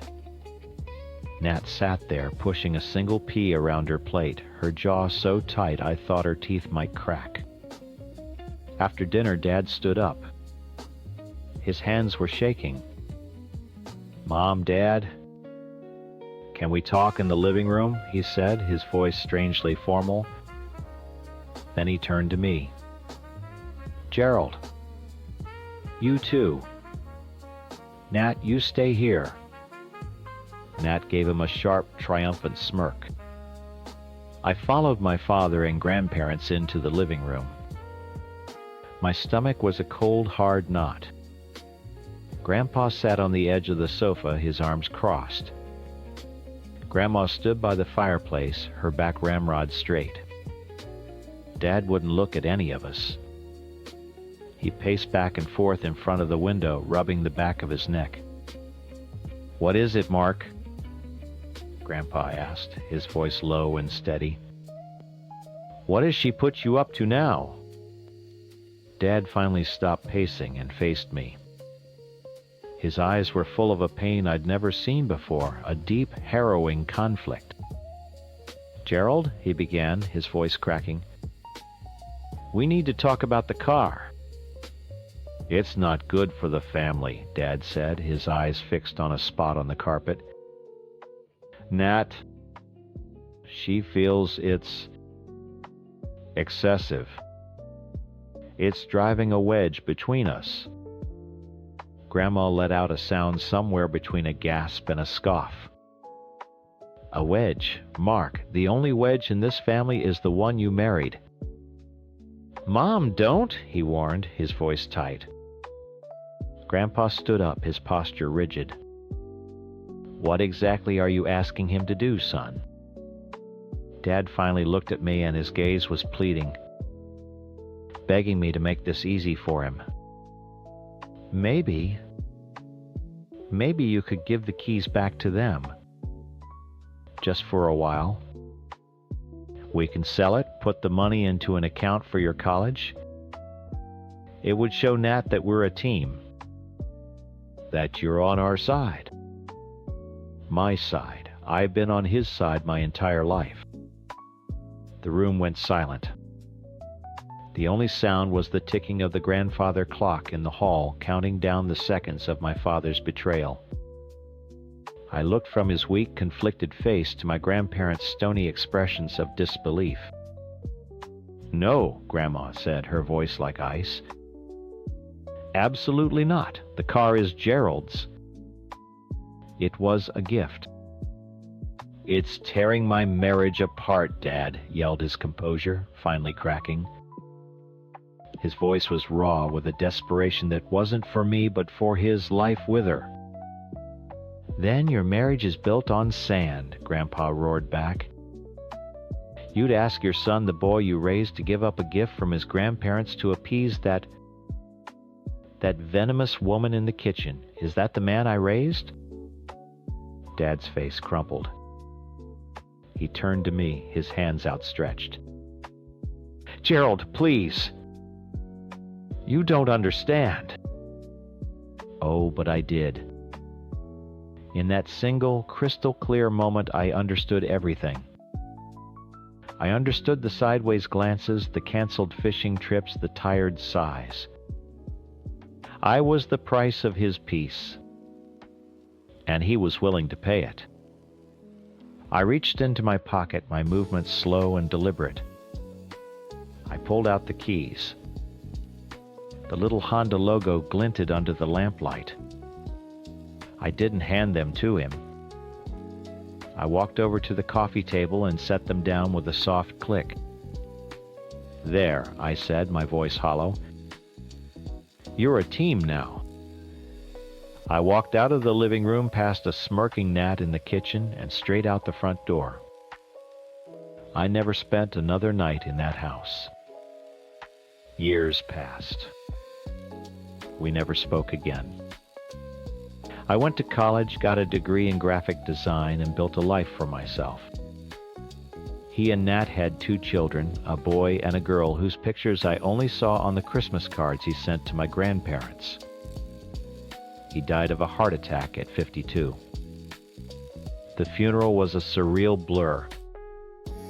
I stood in the back with my grandparents, a stranger at the service of the man who was once my entire world. I saw Nat veiled and weeping, holding the hands of 2 small children who looked confused and lost. I felt nothing. A week later, the eviction notice was served. My grandparents were methodical. There was no emotion, only grim determination. The house was theirs. The investment accounts Dad had managed were funded with their money.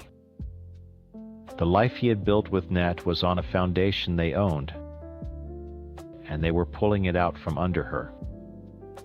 "She has 30 days to vacate," Grandpa said, signing the last document his lawyer had prepared.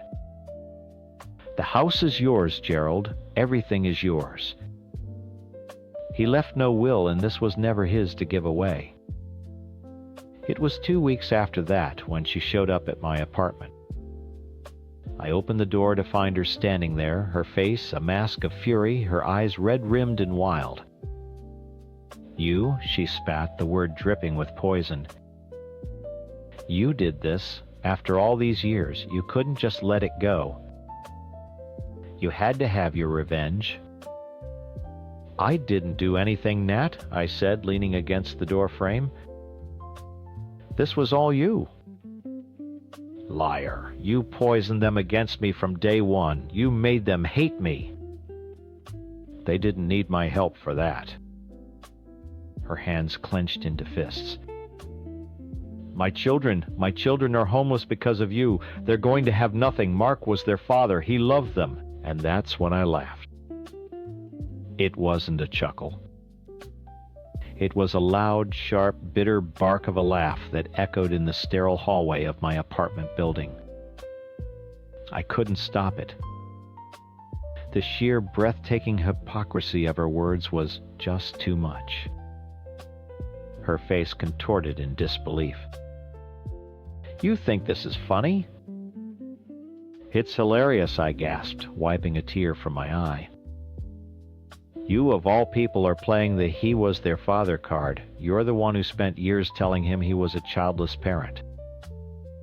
You're the one who insisted I wasn't his real-time son, that I had no biological claim on him.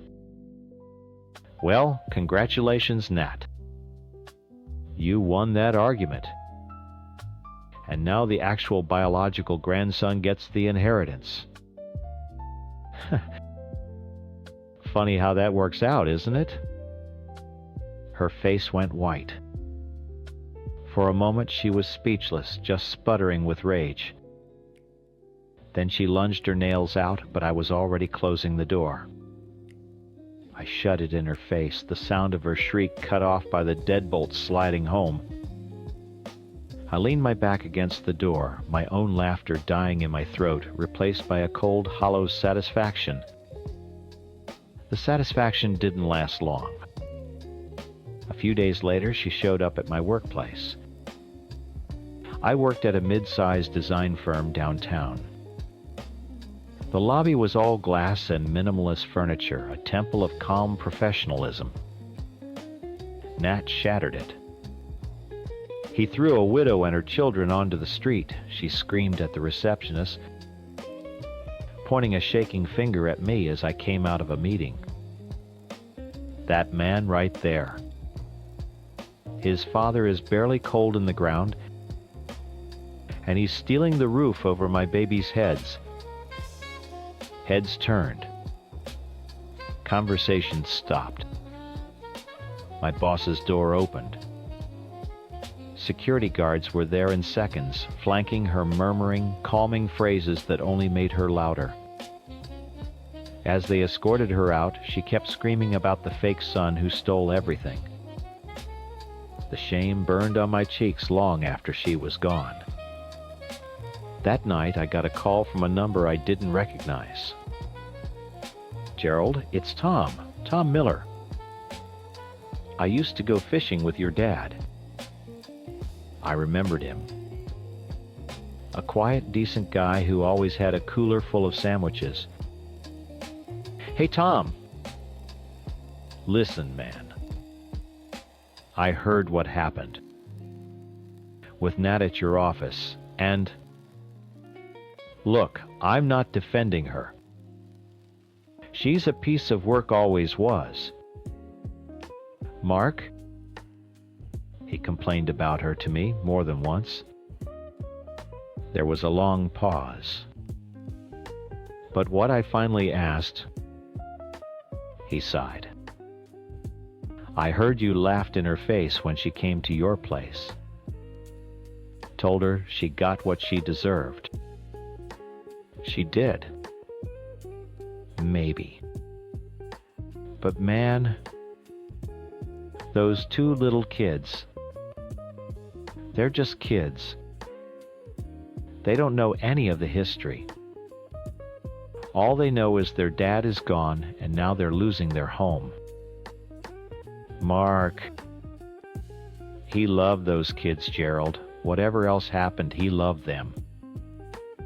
I just don't think he would have wanted anyone laughing about their pain. After we hung up, I sat in the dark for a long time.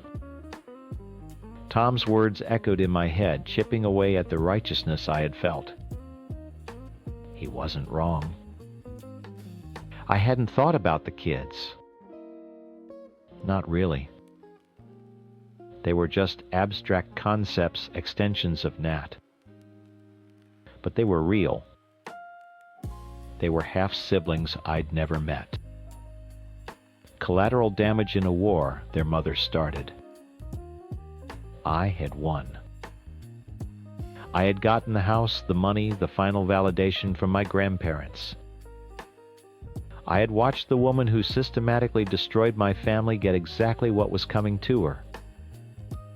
So why did my victory suddenly feel so much like a loss? I thought about my laughter, how it had felt so pure and justified in the moment. Now it just sounded cruel. I had defeated the monster, but I had to wonder if I'd become a little bit of a monster myself to do it. For the last 2 years, my Saturdays have belonged to a 3-foot-tall dictator named Chloe, my niece. I love her to death, but my weekends have essentially become unpaid on-call childcare. Every Saturday morning, my sister Megan, 32 and perpetually overwhelmed, would drop Chloe off at my apartment with a diaper bag and a relieved sigh. I'd spend the day navigating playgrounds, negotiating naps, and cleaning mashed bananas out of my hair. It was just what I did. The arrangement worked because I had a goal. Pinned above my desk, a world map bristled with red thumbtacks. London, Paris, Rome, then Bangkok, Hanoi, Bali. A 4-month solo sabbatical I'd been meticulously planning and saving for since I graduated college. Every Saturday I spent watching Cocomelon was another $50 I didn't have to spend on a babysitter money that went directly into my escape fund.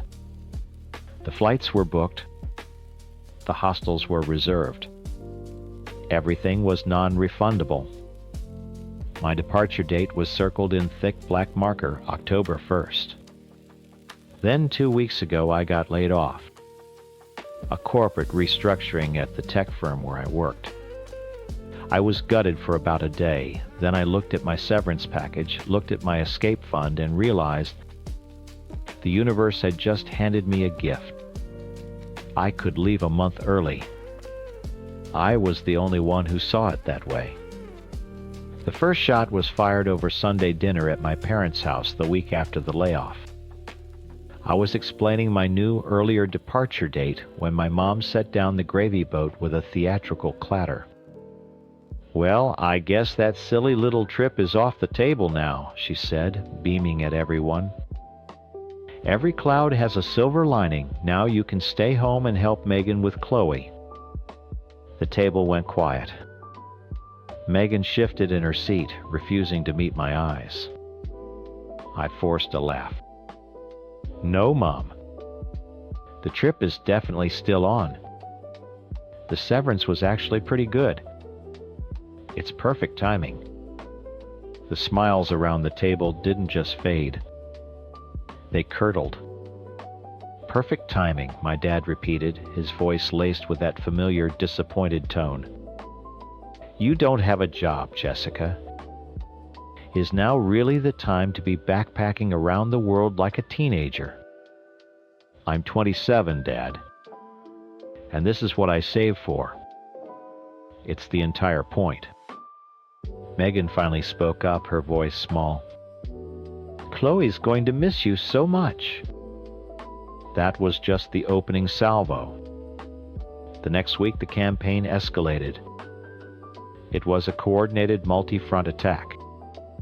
Megan began a campaign of emotional terrorism via text message. It started with a video of Chloe taking her first wobbly steps across the living room floor. The caption times, "Look what you're going to miss, asterisk." It was a gut punch.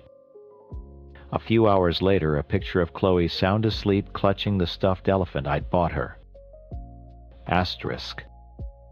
She asks for Auntie Jess before bed now. Asterisk. My mom's approach was less subtle.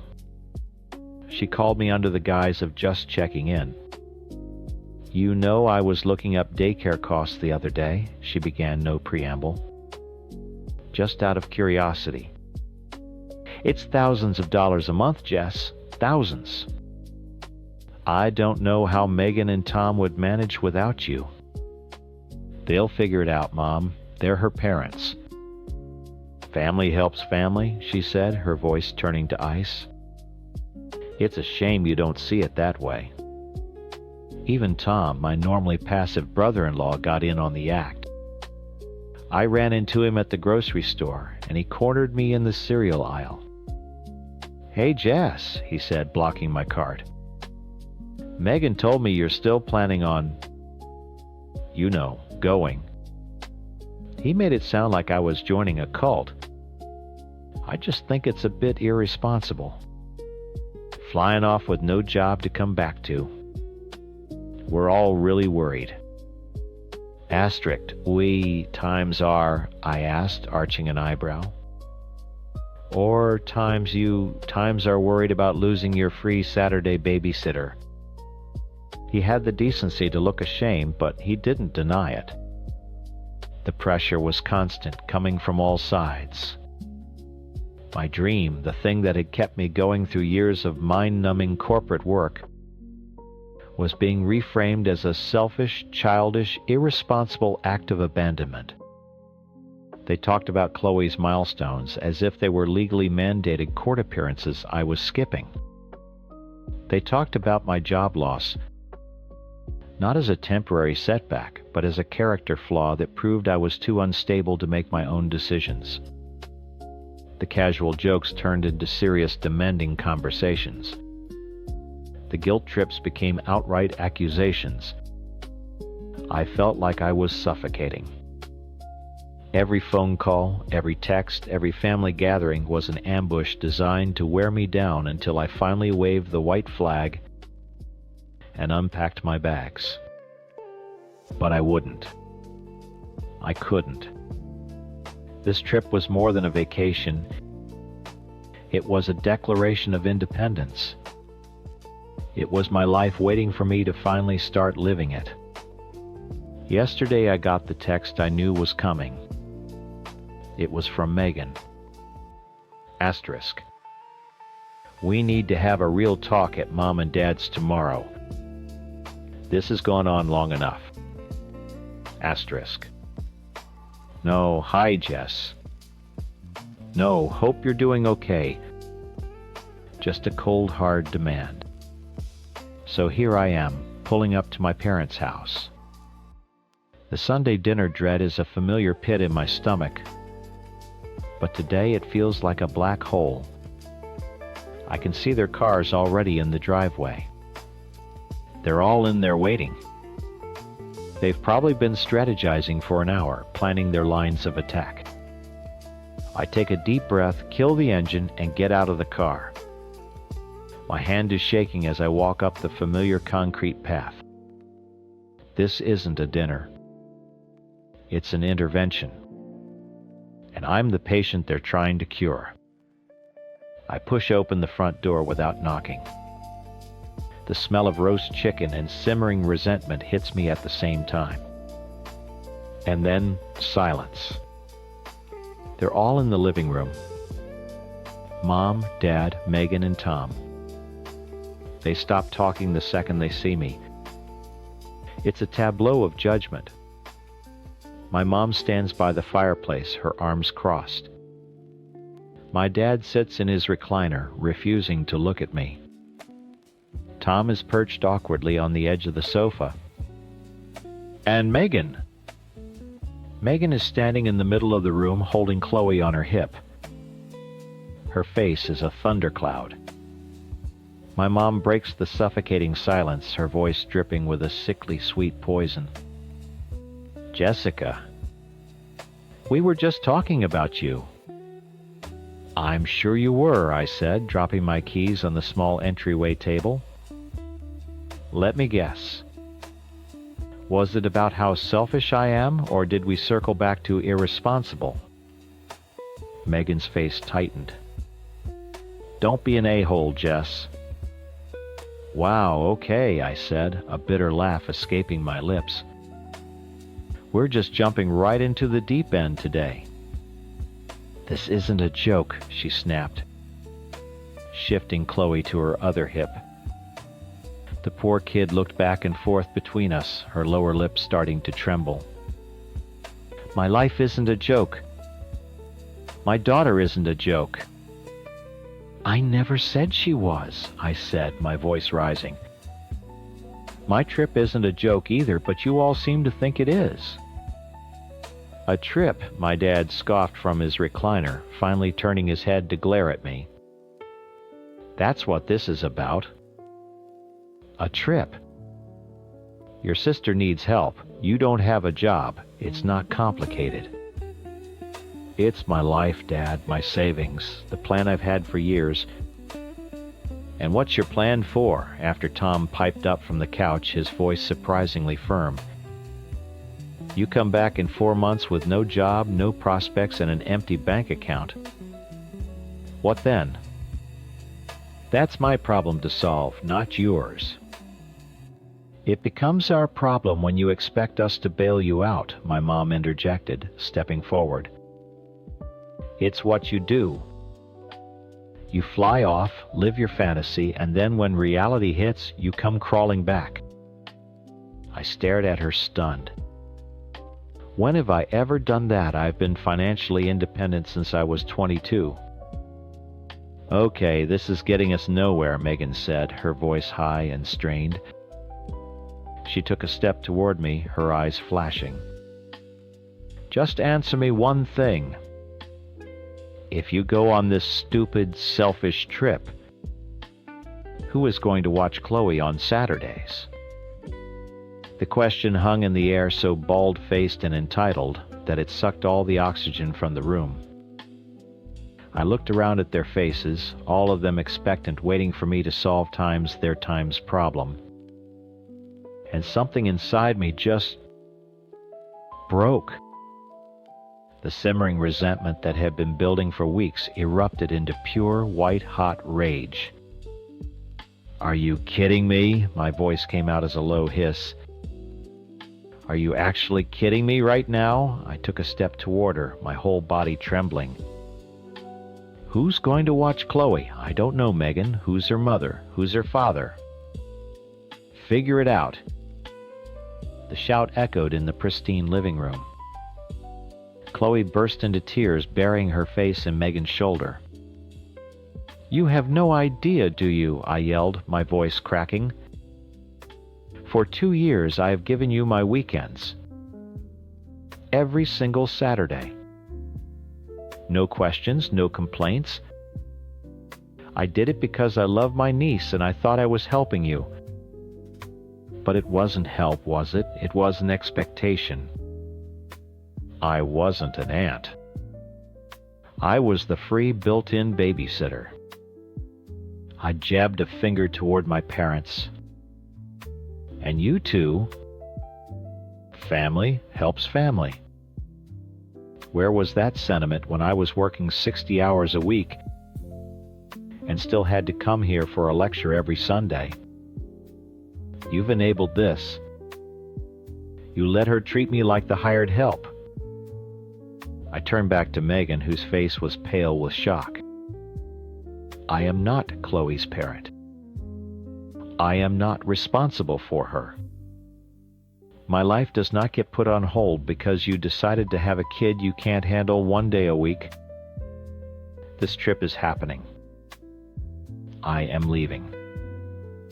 And you can all go to hell. I didn't wait for a response. I spun on my heel, snatched my keys, and stormed out, slamming the front door so hard I heard a picture frame rattle on the wall inside.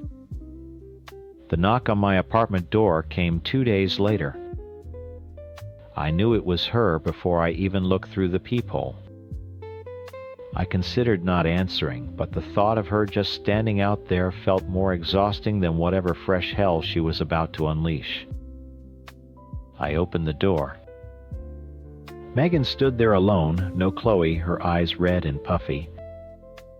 She was holding a single, sad-looking coffee cup. "Can I come in?" she asked, her voice barely a whisper. I stepped aside without a word. She walked past me and stood awkwardly in the middle of my living room, dwarfed by my half-packed boxes and the giant world map on my wall. "I'm sorry," she said, her voice breaking on the second word.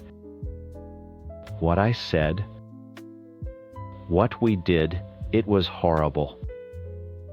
I am so sorry, Jess." I just crossed my arms waiting. I'd heard her apologies before. They were usually followed by a but. She took a shaky breath. "It wasn't about the babysitting." "Not really, not for me." She looked up at me, her eyes pleading. "I was just jealous. You got laid off, and your first thought was freedom. Adventure. If I got laid off, my first thought would be how we'd pay the mortgage. I saw you getting everything I can't have, and I hated it. It was ugly, and I'm sorry." I softened slightly, but said nothing. "But that's not why it got so bad," she continued, wringing her hands. "That's not why everyone ganged up on you." She finally met my gaze. "It was Mom." "Of course it was.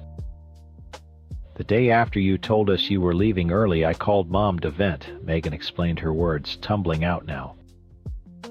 "Just a stupid 5-minute complaint. I said something like, 'Ugh, now I have to find a babysitter for Saturdays.' That's all it took." She saw an opening. She started pacing. She started calling me every day. "Your sister is being so irresponsible. A young woman traveling all alone, does she not remember that Natalie Holloway girl? She'll be snatched up in a second." Then she'd call Dad and Tom and feed them the same lines.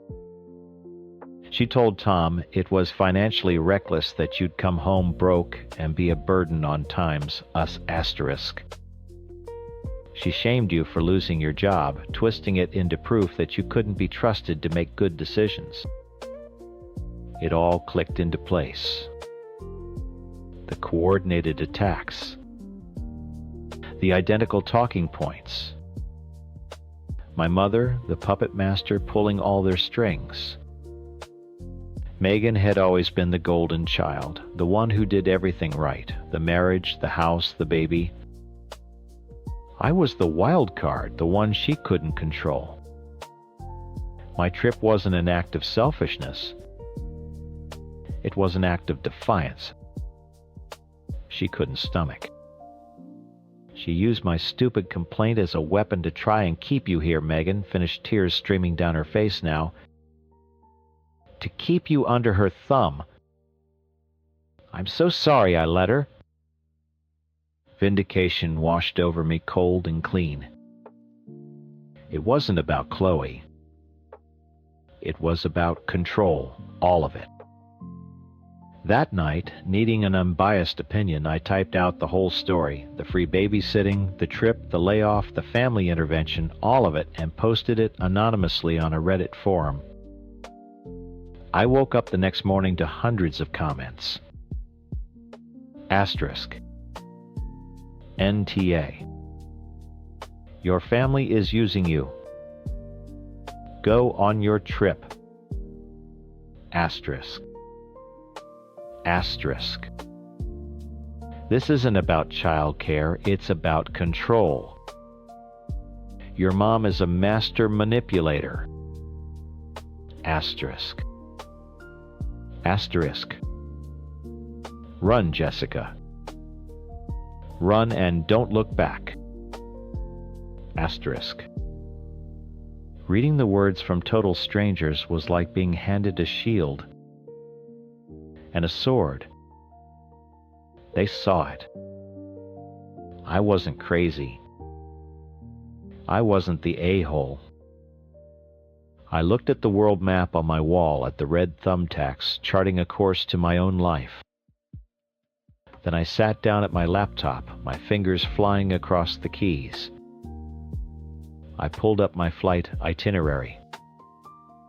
A few minutes later, I texted Megan. Asterisk. I accept your apology, but things are going to be different when I get back. We need to be sisters, not a mom and a nanny. And the free Saturdays are over, permanently. Asterisk. Her reply was instant. Asterisk, I know.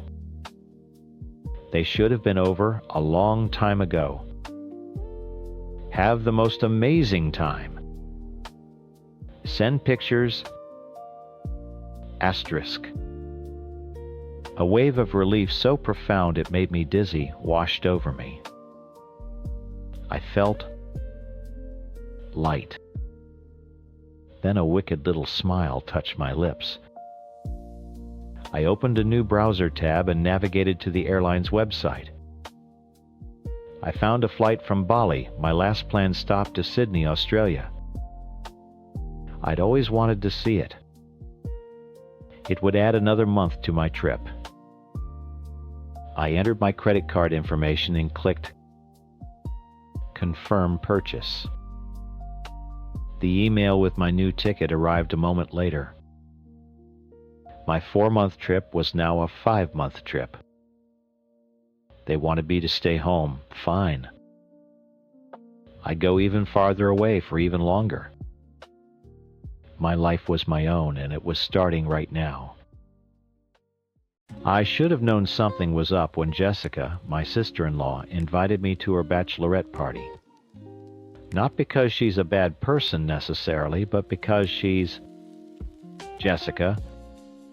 She's 28, lives in her childhood bedroom, and thinks a bill is a type of duck. Her parents, my in-laws, have coddled her into a state of perpetual adolescence. She's the golden child. My husband Mark is the one who actually grew up and left the nest. Mark and I did okay for ourselves. We both have good jobs. We bought a house last year, and we don't have to check our account balance before buying brand-name groceries. This, in his parents' eyes, makes us the family ATM. For Jessica, it makes us a spectacle. You have to go, Mark had said, reading the glitter-bombed invitation over my shoulder. It'll be good for you guys to bond.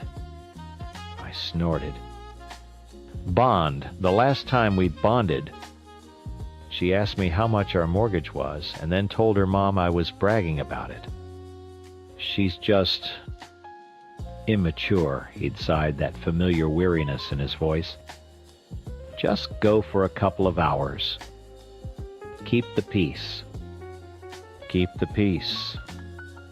The official motto of the non-golden child. So I went.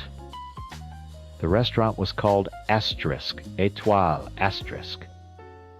It was one of those places with more forks than food on the plate and a wine list bound in actual leather. The kind of place you go for a major anniversary, not for a Tuesday night bachelorette party with 8 people. I walked in and was immediately hit by a wall of perfume and high-pitched laughter. Jessica was at the head of a long table wearing a tiara and a sash that said, Bride-to-be. Her 7 friends, clones in sparkly dresses, flanked her like a team of sequined hyenas. Kelly, you made it, she squealed, jumping up to give me an air kiss that smelled like champagne and entitlement. Girls, this is my sister-in-law I was telling you about. The rich one. A few of them giggled. I forced a smile and found my seat at the far end of the table, the designated exile spot. Okay, everyone, Jessica clapped her hands, grabbing the menu. Don't even bother looking at the prices. Tonight is all about celebrating times, me asterisk. Let's start with 2 bottles of the Veuve. I watched the waiter nod and scurry away. I did a quick mental calculation. 2 bottles of Veuve Clicquot in a place like this, that's at least $400. Core any food, my stomach tightened. The girls were a whirlwind of noise and selfies. They talked about fiancés and floral arrangements and the hideous bridesmaid dresses another friend had made them wear. I was an alien observing a foreign species. So Kelly, one of them a blonde named Madison, leaned toward me. Jess tells us you and Mark just got back from Italy. Ugh. I'm so jealous. I keep telling my parents I need times a European vacation, but they just don't get it. It was for our anniversary, I said, trying to keep my voice neutral. Must be nice, she said, not even trying to hide the dig. The champagne arrived, followed by a parade of appetizers Jessica ordered for the table without consultation. A tower of oysters, 3 different charcuterie boards, burrata with figs I'm pretty sure were kissed by angels. I ate a single cracker with a sliver of cheese, while they descended on the food like seagulls on a dropped hot dog. Then came the cocktails. Not just 1 round, 3. They were ordering passion fruit, martinis, and smoked old fashions, like they were tap water. I stuck with a single very expensive glass of Sauvignon Blanc, nursing it for as long as I could. Oh, Kelly, you're no fun, Jessica pouted from the other end of the table. Live a little, it's not like you can't afford it. She winked at her friends, who all tittered. The tension in my shoulders was turning into a full-blown migraine. I felt like I was on a game show called Times How Much Can They Spend Times, and I was the unwilling contestant footing the bill. For the main course, everyone ordered the most expensive thing they could find. Filet mignon, pan-seared scallops, lobster tail. I'll just have the chicken, I told the waiter when he got to me. Jessica actually scoffed. Loudly. The chicken, Kelly, seriously, get the lobster. Mark would want you to have the lobster. I'm good with the chicken, I said, my smile feeling like a crack in plaster. The rest of the dinner was a blur of more drinks, loud gossip, and a constant underlying thrum of anxiety in my chest. I watched them order a round of espresso martinis, times and times a platter of desserts to share. The chocolate lava cakes, the creme brulee trio, the artisanal cheese plate. Every time the waiter approached the table, my heart did a little stutter step. Finally, after what felt like an eternity, the plates were cleared. Jessica was flushed and giddy, basking in the attention of her court. Wasn't that the best girls? She slurred happily. Best bachelorette party ever. They all cheered in agreement. I just wanted to go home. I discreetly pulled my phone out, trying to estimate my share. My chicken, 1 glass of wine, maybe a bit for the shared appetizers. I figured I was looking at about $150. Painful but manageable. A small price to pay for keeping the peace. The waiter approached the table, a dark leather folder in his hand. My hand was already on my purse. He moved down the line of women, and I braced myself for the inevitable chaos of 8 drunk people trying to split a check. But he didn't stop. He walked right past Jessica, the guest of honor. He walked past her 7 giggling friends. He came all the way down to my end of the table to me and placed the folder directly in front of me. I stared at it. It felt as heavy as a brick. Before I could even ask if there was a mistake, Jessica's syrupy sweet voice cut through the chatter. "Oh, I forgot to tell you," she chirped, a triumphant, calculated smile spreading across her face. "Mommy and Daddy were talking, and since you and Mark aren't contributing to the wedding or getting us a big gift, they thought this would be perfect. This is your wedding gift to us. You're covering tonight." I slowly opened the folder. The number at the bottom was printed in stark black ink, a judge and jury all in one. 980美元74美分. My blood went cold. For a solid 10 seconds, the only sound was the clinking of glasses from the bar and the pounding in my ears. I looked from the obscene number on the check to Jessica's perfectly glossed, smiling mouth. Her 7 friends were all staring at me, a jury of glitter-soaked vultures waiting for me to pull out my wallet and thank them for the privilege. "Excuse me," I finally managed my voice dangerously low. Jessica's smile tightened just a fraction. "It's your gift to us, for the wedding."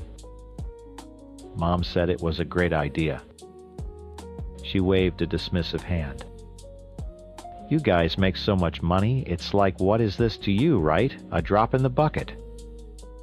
Madison the blonde from earlier chimed in. "Yeah, it's really generous."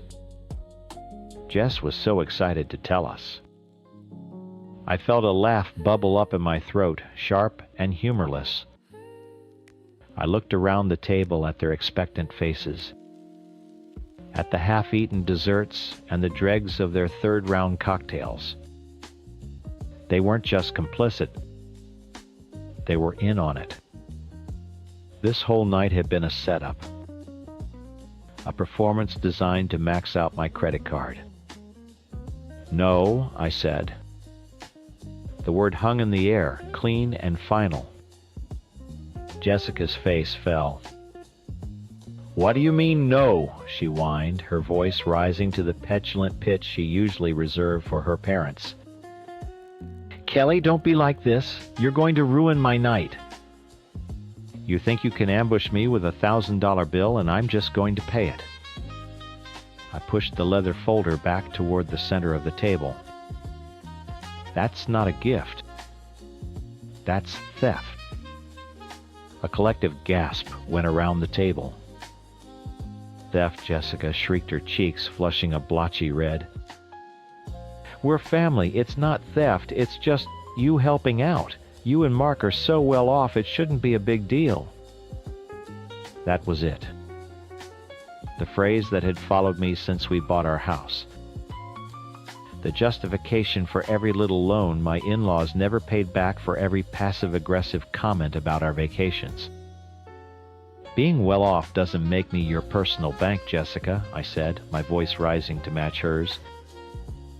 "It's the result of Mark and I working our asses off something you wouldn't know the first thing about. You live with your parents, drive a car they paid for, and are now trying to con me into funding a party you couldn't afford in a million years. You're not a bride-to-be. You're a spoiled, entitled brat." Silence. Utter, horrified silence. Jessica's jaw was on the floor. Her friends looked like I had just sacrificed a puppy on the table. I opened my purse, my hands shaking with adrenaline. I pulled out 3 $50 bills and slapped them down on the table. "That covers my chicken, my 1 glass of wine, and a generous tip." The other $831, I looked directly at Jessica. "That's on you. Have fun explaining this to Mommy and Daddy." I stood up, slung my purse over my shoulder, and walked out of the restaurant without a single look back.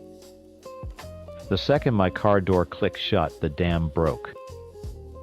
I was shaking half with rage and half with a giddy sense of freedom.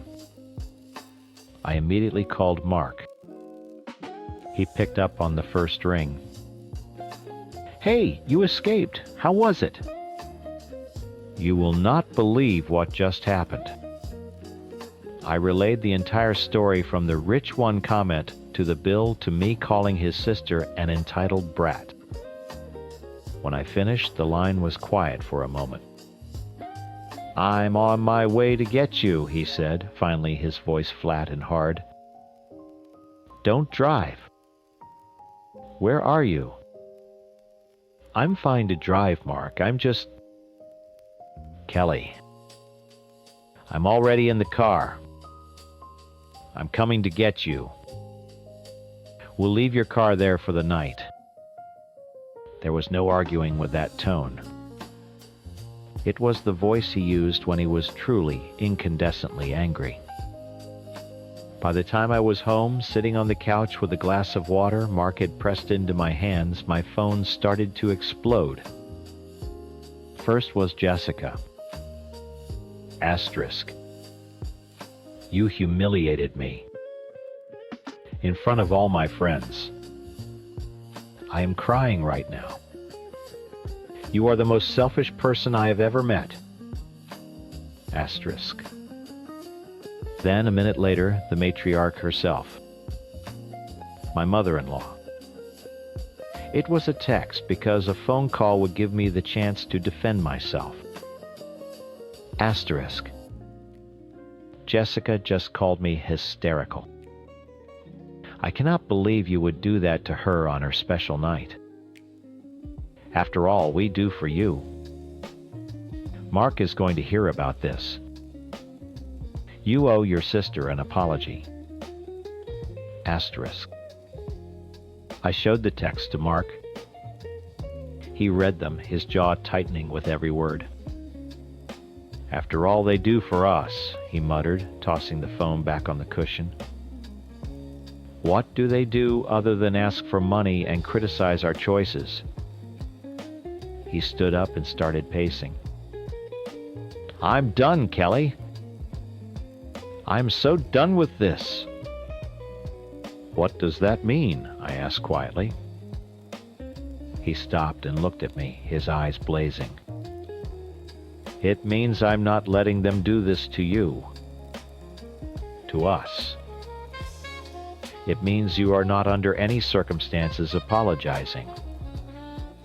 He knelt in front of me. "And it means I think we should seriously consider skipping this wedding." The thought was both terrifying and liberating.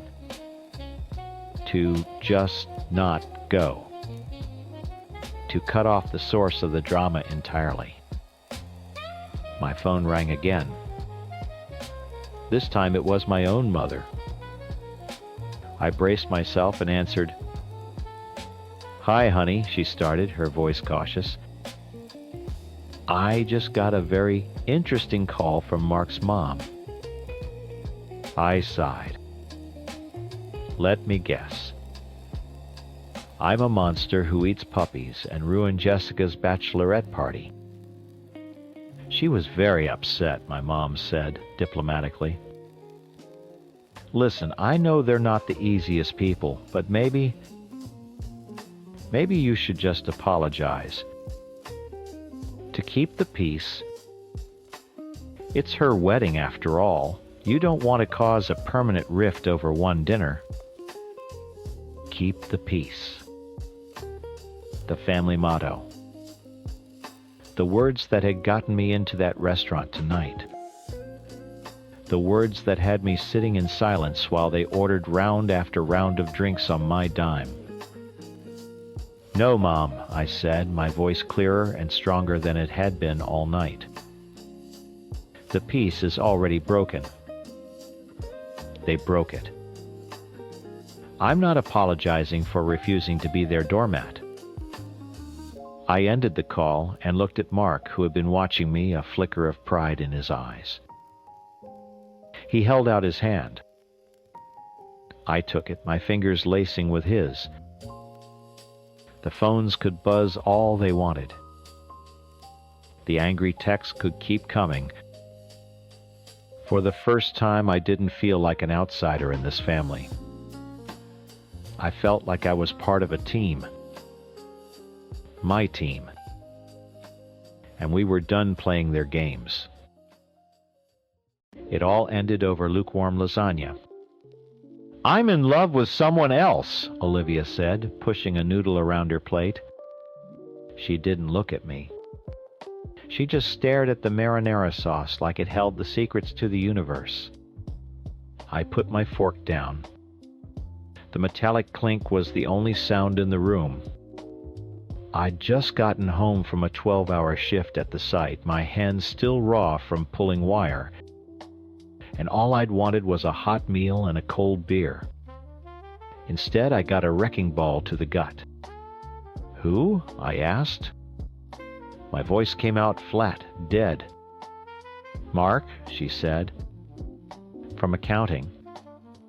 "Logan, he's my soulmate." Soulmate.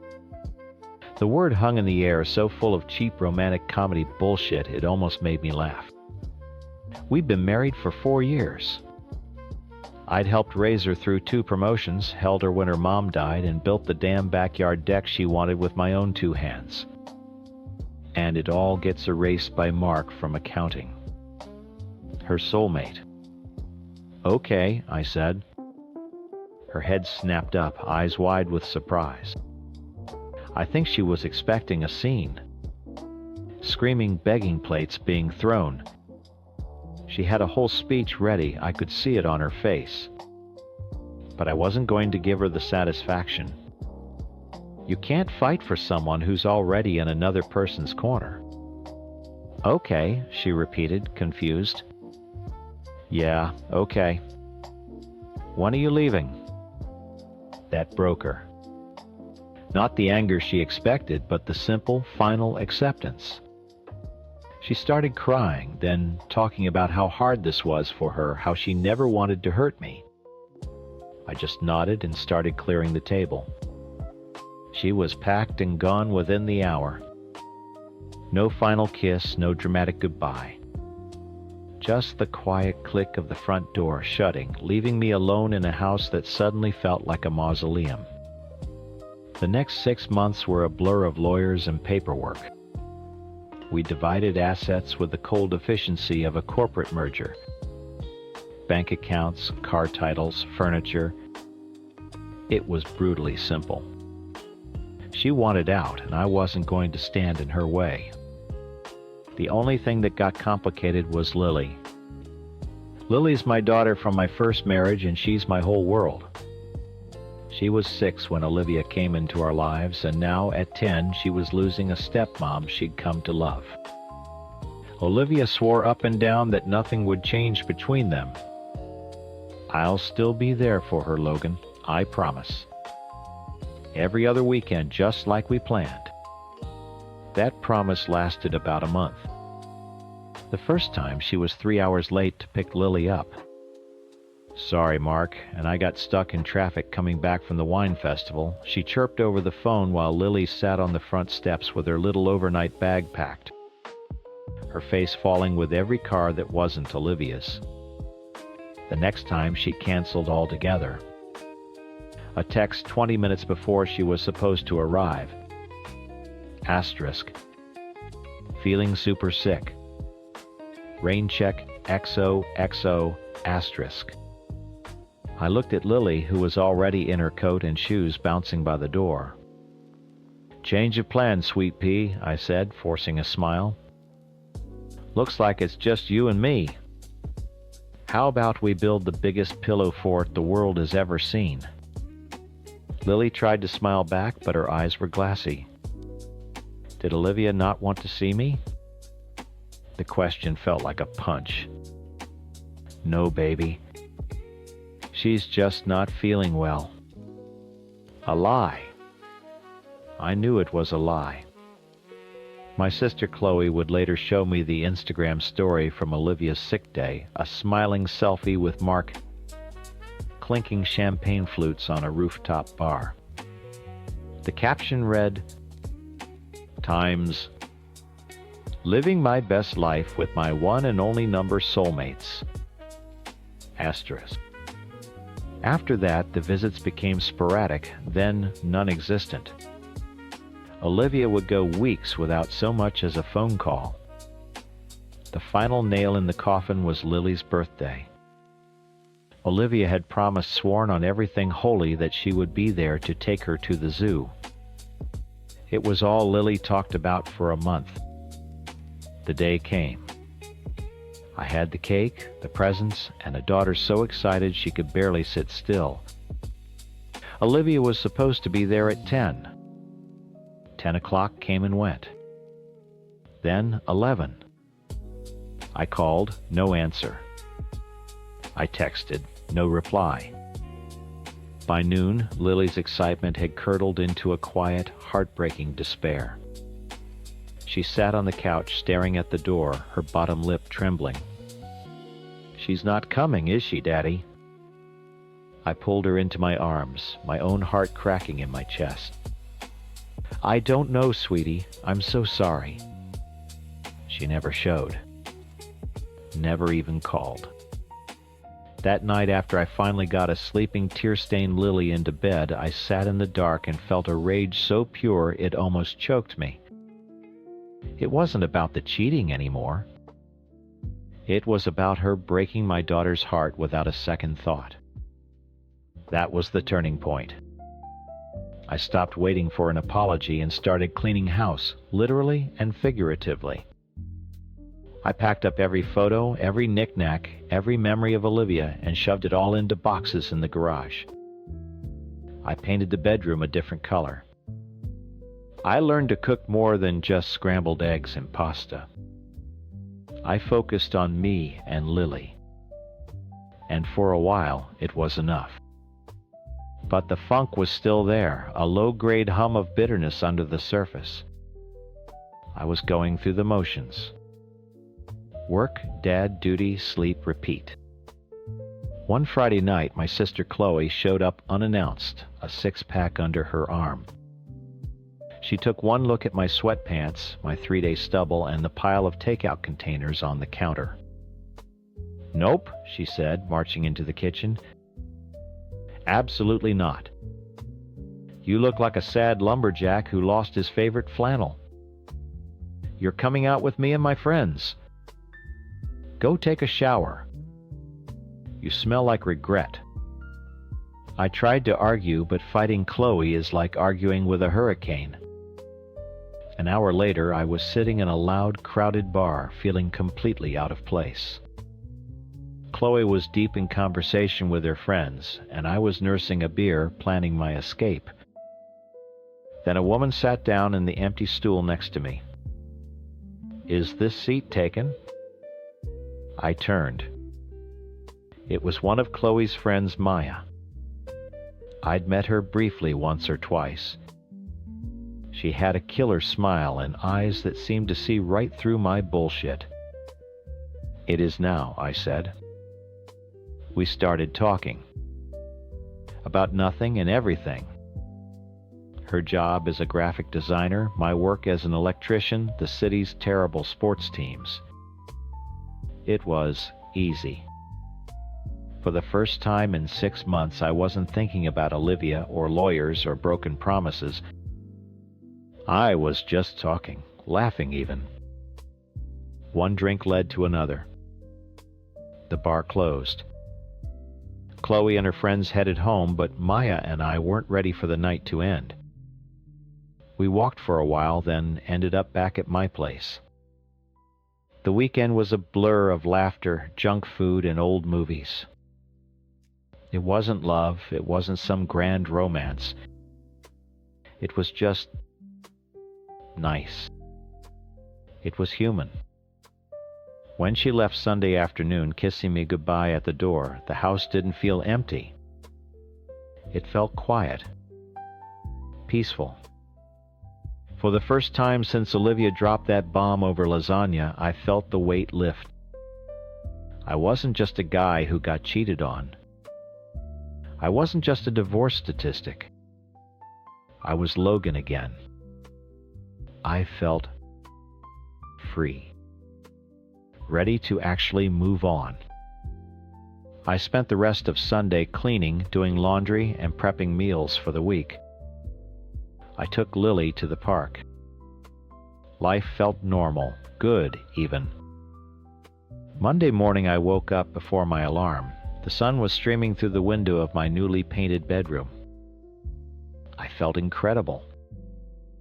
I made coffee, humming along to the radio, feeling a sense of optimism I thought I'd lost for good. Then my phone sitting on the counter started to vibrate. A text. Then another. And another. It buzzed relentlessly, a frantic, angry swarm of notifications. Voicemail alerts piled up one after the other. Confused, I picked it up. The screen was a wall of notifications, all from the same person. Olivia. I opened the first text. It was a block of all-caps rage. Asterisk, you son of a bitch. Can't believe you. Asterisk. Another one popped up before I could even process it. Asterisk. While I'm trying to fix things, you're out sleeping around. You disgust me. Asterisk. Another. Asterisk. How could you do this to our family? To me? Asterisk. My brain struggled to connect the words on the screen to reality. Asterisk. Fix things times. We hadn't spoken about fixing things since the night she walked out the door with a suitcase full of her favorite shoes and a heart full of Mark from accounting. My phone buzzed again, this time a call from Chloe. I ignored it and tapped on the first voicemail. Olivia's voice filled my kitchen thick with a syrupy fake sob. Logan, I can't believe you. A sniffle. After everything. I told my friends we were working on it, that there was still hope for us. And then I hear this. You're flaunting some times, slut times, all over town. While I'm at home, heartbroken, trying to figure out how to put our family back together. I almost dropped the phone. Asterisk. Working on it times. She hadn't called in 3 weeks. She'd forgotten her stepdaughter's birthday. The only thing she was working on was her tan based on the vacation photos she'd posted with her number soulmate. My phone buzzed with another call from Chloe. This time I answered. Don't look at it, she said, her voice tight with fury.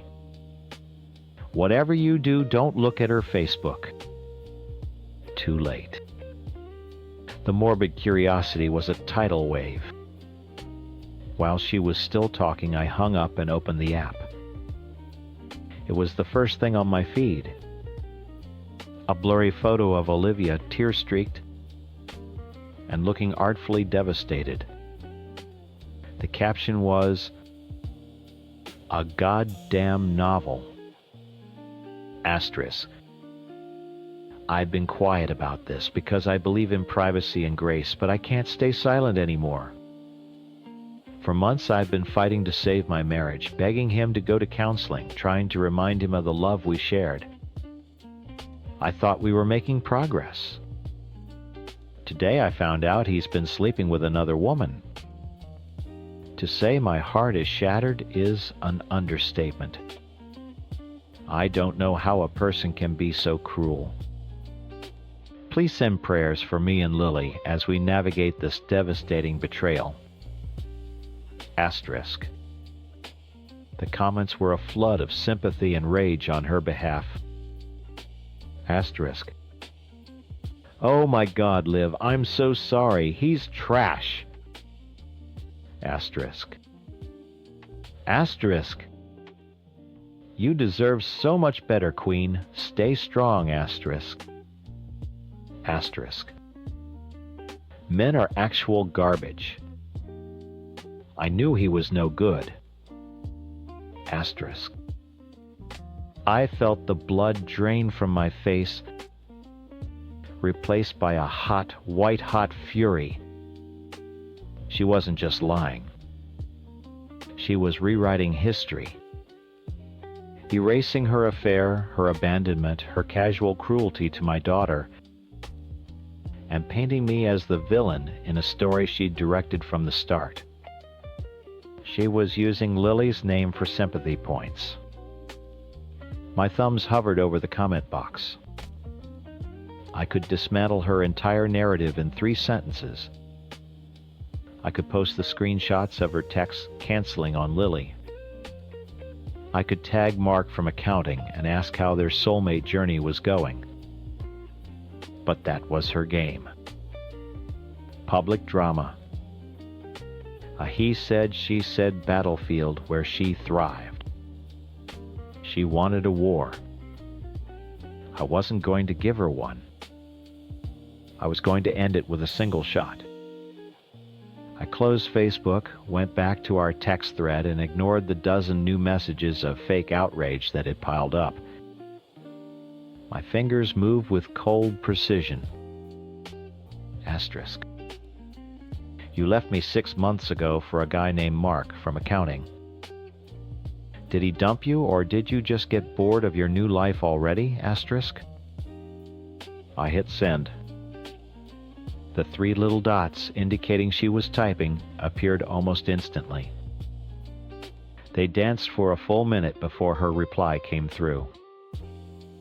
Asterisk. See, this is what I'm talking about. You're cruel and manipulative.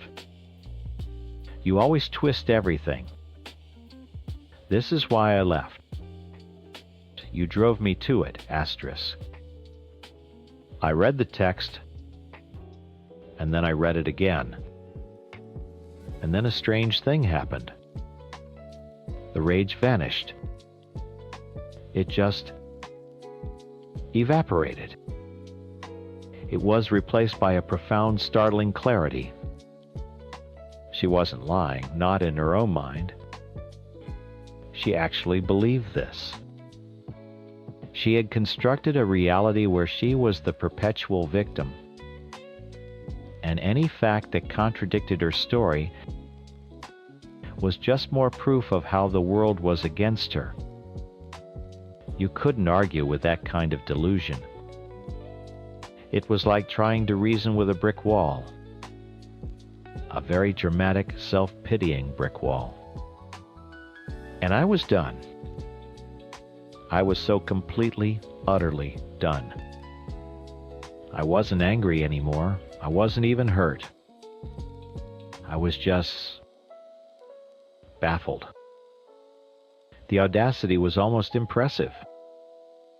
She had detonated our life, walked away through the smoking rubble without a scratch, and was now trying to bill me for the damages. My phone buzzed again. Another wall of text from her. I didn't read it. Instead, I tapped her name. The options came up: mute, block, delete. I pressed block. A confirmation popped up, asterisk. Are you sure you want to block this contact? Asterisk. I smiled. For the first time all morning, a real genuine smile. I hit block again without hesitation. Then I went to Facebook and did the same. Then Instagram. I scrubbed her from my digital life with a detached efficiency of a bomb squad technician disarming a device. Snip, snip, done. No more explosions. The silence that followed was beautiful. I poured myself another cup of coffee and sat at the kitchen table, the sun warming my back. The house was quiet, peaceful. The storm had passed, and I hadn't even gotten wet. She was out there somewhere, raging into the void, performing her tragedy for an audience of strangers, and I felt nothing but a distant, clinical pity. My phone rang. It was Chloe. Okay, what did you do? She asked, her voice laced with a mixture of concern and glee. because she just posted another one. Something about gaslighting and abusive text messages. She's gone nuclear. I took a long sip of coffee. I sent her one text. What did it say? I told her. She was silent for a moment, then she let out a bark of laughter so loud I had to pull the phone away from my ear. Oh my God, she cackled. You magnificent bastard. That's brutal. That's perfect. Is she really that crazy, Chloe? I asked the question genuine. Or am I the one who's missing something? Logan, she's not just crazy, she's the queen of crazy. She built her castle on a mountain of crazy. You're not missing anything. You just escaped. She can't stand that you're not miserable anymore because your misery was proof that she was worth being miserable over. You moving on ruins her whole story. Her words landed like a key, turning in a lock I didn't even know was there. That was it. My happiness was an insult to her. My healing was an act of aggression. Huh, I said, a slow grin spreading across my face. Well then, I thought about Maya. I thought about the easy laughter and the feeling of just being normal for a couple of days. I thought about the weight that had been lifted off my shoulders. Olivia could have her social media drama. She could have her audience and her likes and her victim narrative. I was done being a character in her play. The revenge wasn't in fighting back. It was in refusing to play the part she'd written for me. It was in being happy. And I decided right then and there I was going to be infuriatingly, unforgivably happy. 12 years. We'd been together since we were kids, really. High school sweethearts, the whole cliché. Sarah was my first everything, my only everything. We built a life. A real one. 3 kids, a mortgage, 2 cars in the driveway that always needed something fixed. The normal chaos. I'm 30 years old and I thought I had it all figured out. I thought we had it figured out. But the last few months something was off. It wasn't one big thing you could point to and say, that's the problem. It was 1,000 tiny cuts. The air in our house grew thin, stale. Sarah was there, but she was gone. A ghost at the dinner table, scrolling through her phone with a faint private smile I hadn't seen directed at me in years. Who are you texting? I'd ask, trying to keep it light. Just work stuff, she'd say, not looking up. Or my sister. The phone would immediately flip face down on the counter. Always face down. It was a new rule I hadn't been consulted on. The distance grew into a canyon. She started working late, which was weird for her job. She'd come home smelling of a perfume I didn't recognize and hop straight in the shower. The intimacy, the casual touches, the late-night talks, it all just stopped. We were roommates, co-parenting our kids. When I tried to talk to her about it, I was met with a wall of irritation. I'm just tired, Michael. You're being paranoid. Can't I have 5 minutes to myself? I started feeling like a stranger in my own home. I was lonely in a full house. That's a special kind of hell. I'd lie awake at night, my back to her back. The silence between us screaming. My gut was in a knot so tight I could barely eat. Every car that drove past the house late at night, every notification that pinged on her locked phone, it was like a hot poker to my anxiety. I felt myself going crazy, questioning my own sanity. Maybe I times was times being paranoid. Maybe this is just what a long marriage looks like.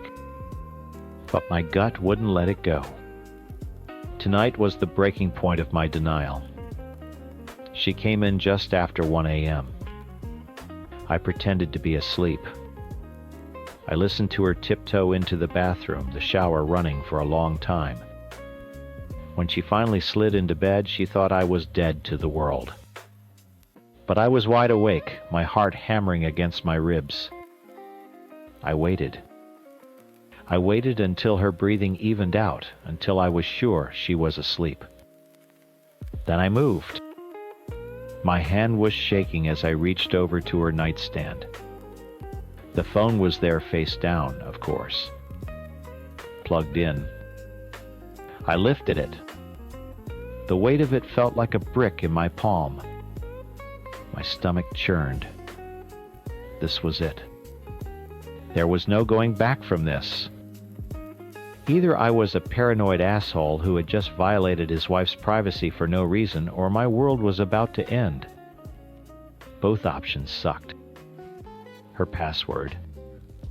I tried her birthday. Nope. The kids' birthdays. Nothing. Then I remembered something from years ago. The anniversary of our first date. My fingers trembled as I typed it in. Yiling Arsène. Click. It opened. My breath caught in my throat. I felt a wave of nausea. I almost put it back. I almost rolled over and pretended this never happened. But I couldn't. I had to know. I opened her messages. My eyes scanned the list. Mom. Her sister. A group chat with her friends. And then I saw it. A name I didn't recognize. Jack. The message history was endless, going back months. I opened the thread. My world didn't just end. It was systematically dismantled, message by message, right there in the pale blue light of the screen. It started innocently enough. Friendly banter. But it escalated quickly. The flirting, the compliments about how she looked in a picture she'd sent him from her office. Then came the pictures of him. Shirtless, cocky, smile. The kind of guy you see at a gym who spends more time looking in the mirror than lifting weights. Then I saw my name. Asterisk. Jack. How's things at home? Asterisk. Asterisk Sarah. Same old. Michael is just boring. He's a good dad, I guess. But he doesn't see me anymore. Asterisk. The words punched the air out of my lungs. Boring. A good dad. She'd reduced our entire life, our history, to a footnote in her sexting saga. I kept scrolling, my thumb moving on its own, a morbid, desperate need to see it all. She told him everything. She complained about my habits, our finances, the way I loaded the dishwasher. She shared intimate details about our sex life, or lack thereof, twisting them into complaints, making me sound incompetent, uncaring. Every vulnerability I'd ever shared with her was now ammunition for their flirtation. And then I saw it. The thing that shattered the last bit of my soul. About a year ago, I'd shared a fantasy with her. Something deeply personal, something I'd never told anyone else. It was something I was nervous to even say out loud, but I trusted her. I trusted times, us asterisk. She'd smiled and kissed me, said maybe someday. It became our little secret. Now, I was reading that secret in her messages to Jack. Asterisk, Sarah.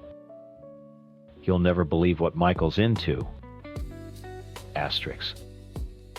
She laid it all out for him, describing it in detail, almost like she was making fun of me. I felt hot shame wash over me, my face burning in the dark. Asterisk. Jack, that's hot. We should try it. Asterisk. The next series of messages dated from last week confirmed they had. She described their encounter, how exciting it was, how he did it so much better than she ever imagined I could.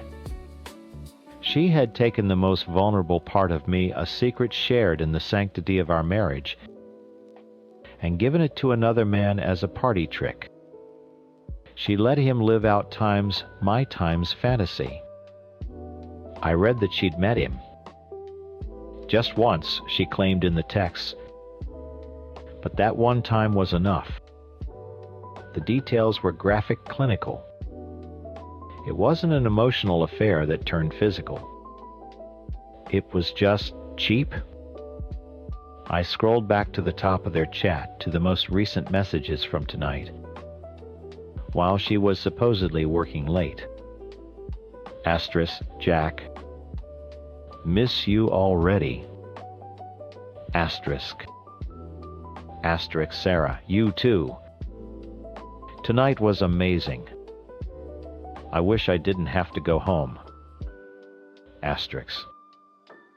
Asterisk. Jack. He suspect anything asterisk. Asterisk, Sarah. Not a clue. He's completely oblivious. Asterisk. Oblivious? A cold, terrifying calm washed over me. The shaking stopped. The nausea subsided, replaced by a hollow, ringing clarity.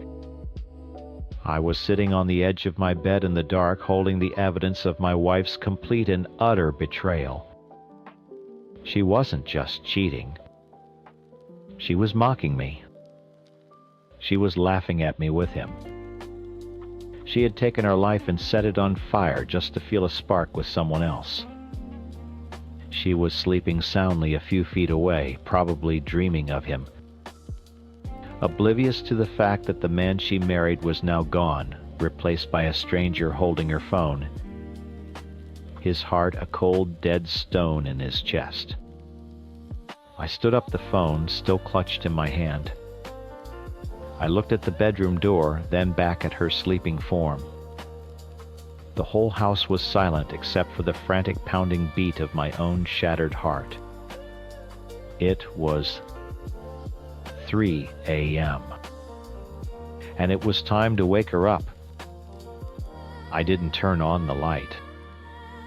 I walked over to her side of the bed and shook her shoulder, not gently. Sarah. Wake up. Her eyes fluttered open, confused. Michael, what's wrong? Is it one of the kids? No, I said, my voice flat dead. The kids are fine. Who's Jack? The confusion on her face evaporated, replaced instantly by a guarded, panicked look. She sat up, pulling the sheet to her chin. What are you talking about? Were you on my phone? Don't change the subject, I said, holding up the phone, its screen illuminating the cold fury on my face. Who is he? She looked away. The silence stretched thick and suffocating. Finally, she mumbled, he's just someone from work. Bullshit. You told him you wished you didn't have to come home tonight. You described in detail how you let him live out my times fantasy. The words felt like acid in my mouth. Was it as good as you told him it was? A tear rolled down her cheek, but it didn't move me. It felt like a performance. I'm sorry, she whispered. It was a mistake. It only happened once, I swear. The lies were so easy for her. I'd read the messages. I knew how long this had been going on. I don't believe you, I said calmly. but let's pretend I do. If it was a mistake and you're sorry, you'll have no problem fixing it. Take your phone, block him. Delete the conversation. Do it right now. I handed her the phone. Her hands were shaking as she took it. She fumbled with the screen, her eyes darting between me and the device. She navigated to the chat, her thumb hesitating over his name. Finally, she blocked his number. She deleted the thread. She held the phone out to me, a peace offering. See, it's done. I'm sorry, Michael. We can fix this. I didn't take the phone. I just looked at her, my expression unreadable. I let the silence hang in the air for a long, painful moment. Okay, I said softly. Now go ahead and continue as you would normally. Her brow furrowed in confusion. What do you mean? I mean, if I hadn't found this, what would you be doing right now? Do that. She stared at me, her mind clearly racing. Then a look of stubborn defiance washed over her face. Her thumbs flew across the screen. I watched as she went into her contacts, unblocked his number, and re-added him on the messaging app. She didn't even try to hide it. I just stared. I couldn't even speak. She finally looked up, her jaw set. I'm not going to just lose him as a friend, she said, her voice dripping with indignation. He's been a really good friend to me. That was it. That was the moment the man who loved her died. He didn't just die. He was murdered right there in our bedroom at 3 a.m. The betrayal wasn't the sex, the lies, or the secrets. It was this. This blatant, stunning choice. She chose her good friend over her husband, her family, our entire life, right to my face. The days that followed were a special kind of hell. The house became a pressure cooker. She treated me like I was the villain, the one who had violated Time's trust. Every conversation was a fight. She'd yell at me for leaving a cup on the counter, for being 5 minutes late picking up the kids. The air was thick with her resentment. I stopped talking. I just moved through the house like a ghost, my soul, feeling like it was being chewed on, digested, and spit out every single day. I was withering away. I couldn't eat. I couldn't sleep. I was a hollowed-out shell of a man. And she was the one holding the chisel. One night after a screaming match over how I'd folded the laundry, I walked out. I just got in my car and drove. I ended up in a 2-4 hour diner, staring into a cup of coffee I had no intention of drinking. I called my best friend Mark. I told him everything. He just listened, and when I was done, his voice was firm. You know what you have to do, man. You can't live like this. She's not just cheating on you. She's disrespecting you. She's torturing you. He was right. I couldn't fix her. I couldn't make her choose me.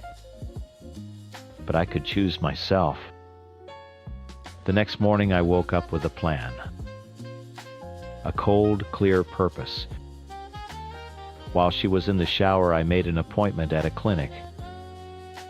STD panel and DNA paternity test for all 3 kids.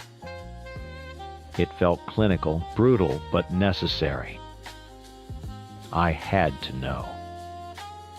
For my own sanity, I had to sever every single thread of uncertainty she'd woven around my life. Next, I found the highest-rated divorce lawyer in the city and scheduled a consultation. I walked into his office feeling like a failure. I walked out feeling like a man with a strategy. The final call was the hardest. I dialed her mother's number. My mother-in-law, a woman I'd always loved and respected. "Michael, is everything okay?" she asked, her voice warm. "No, Carol, it's not," I said, keeping my voice steady. "I wanted you to hear it from me first. Sarah and I are getting a divorce. She's been having an affair." There was a sharp intake of breath on the other end, then silence. "What?" "No," she finally stammered. "There has to be a mistake. My Sarah wouldn't—" "I have proof, Carol. I found the messages. I confronted her. She chose him over me." The line was quiet for a long moment, then I heard a sob. "Oh, Michael," she said, her voice thick with shame and sorrow. "I'm so sorry. I don't know what to say. I don't know what's wrong with her. I'm so sorry." Her apology, the validation in her voice, was like a dam breaking inside me. It was the first time someone else acknowledged the depth of my pain. It wasn't in my head. I wasn't the bad guy. A week later, the results came in. I opened the first email from the clinic in my car in the office parking lot. Negative. I was clean. A wave of relief washed over me. I opened the second email, my heart pounding. Paternity results. I scanned the document, my eyes finding the key phrase, times probability of paternity, 99.999%. Asterisk. I checked the other two. Same thing. They were mine, all three of them. They were mine. I dropped my head against the steering wheel and cried. Not tears of sadness, but of pure, unadulterated relief. The last chain of her uncertainty was broken. Armed with clarity, I went home, served her the papers, and moved into the guest room. The fight went out of her then. She saw the look in my eyes and knew there was no going back. The divorce was fast and ugly, but I had my proof and a damn good lawyer. I didn't fight for the house. I fought for my kids and my freedom. It's been 6 months since it was finalized. The silence in my new apartment isn't the screaming, empty silence of my old life. It's peaceful. When my kids are here, it's filled with laughter and cartoons, and the beautiful normal chaos I thought I'd lost forever. The constant knot in my stomach is gone. I'm eating again. I'm sleeping through the night. I'm hitting the gym. I look in the mirror and I see myself again, not the haunted stranger I'd become. The toxicity is gone. The worrying, the wondering, the walking on eggshells, it's all gone. I'm just free. I don't know what Sarah is doing. I don't know if she's with Jack. I don't care. My only concern is my children and my own mental health. I'm open to dating someday, maybe. But I'm not looking, I'm rebuilding. For now, my life is my own again. I took it back. And if there's one thing I learned from all this, it's that you have to be the one to draw the line. Never ever let someone else's disrespect eat your soul. You can't control them, but you sure as hell can save yourself.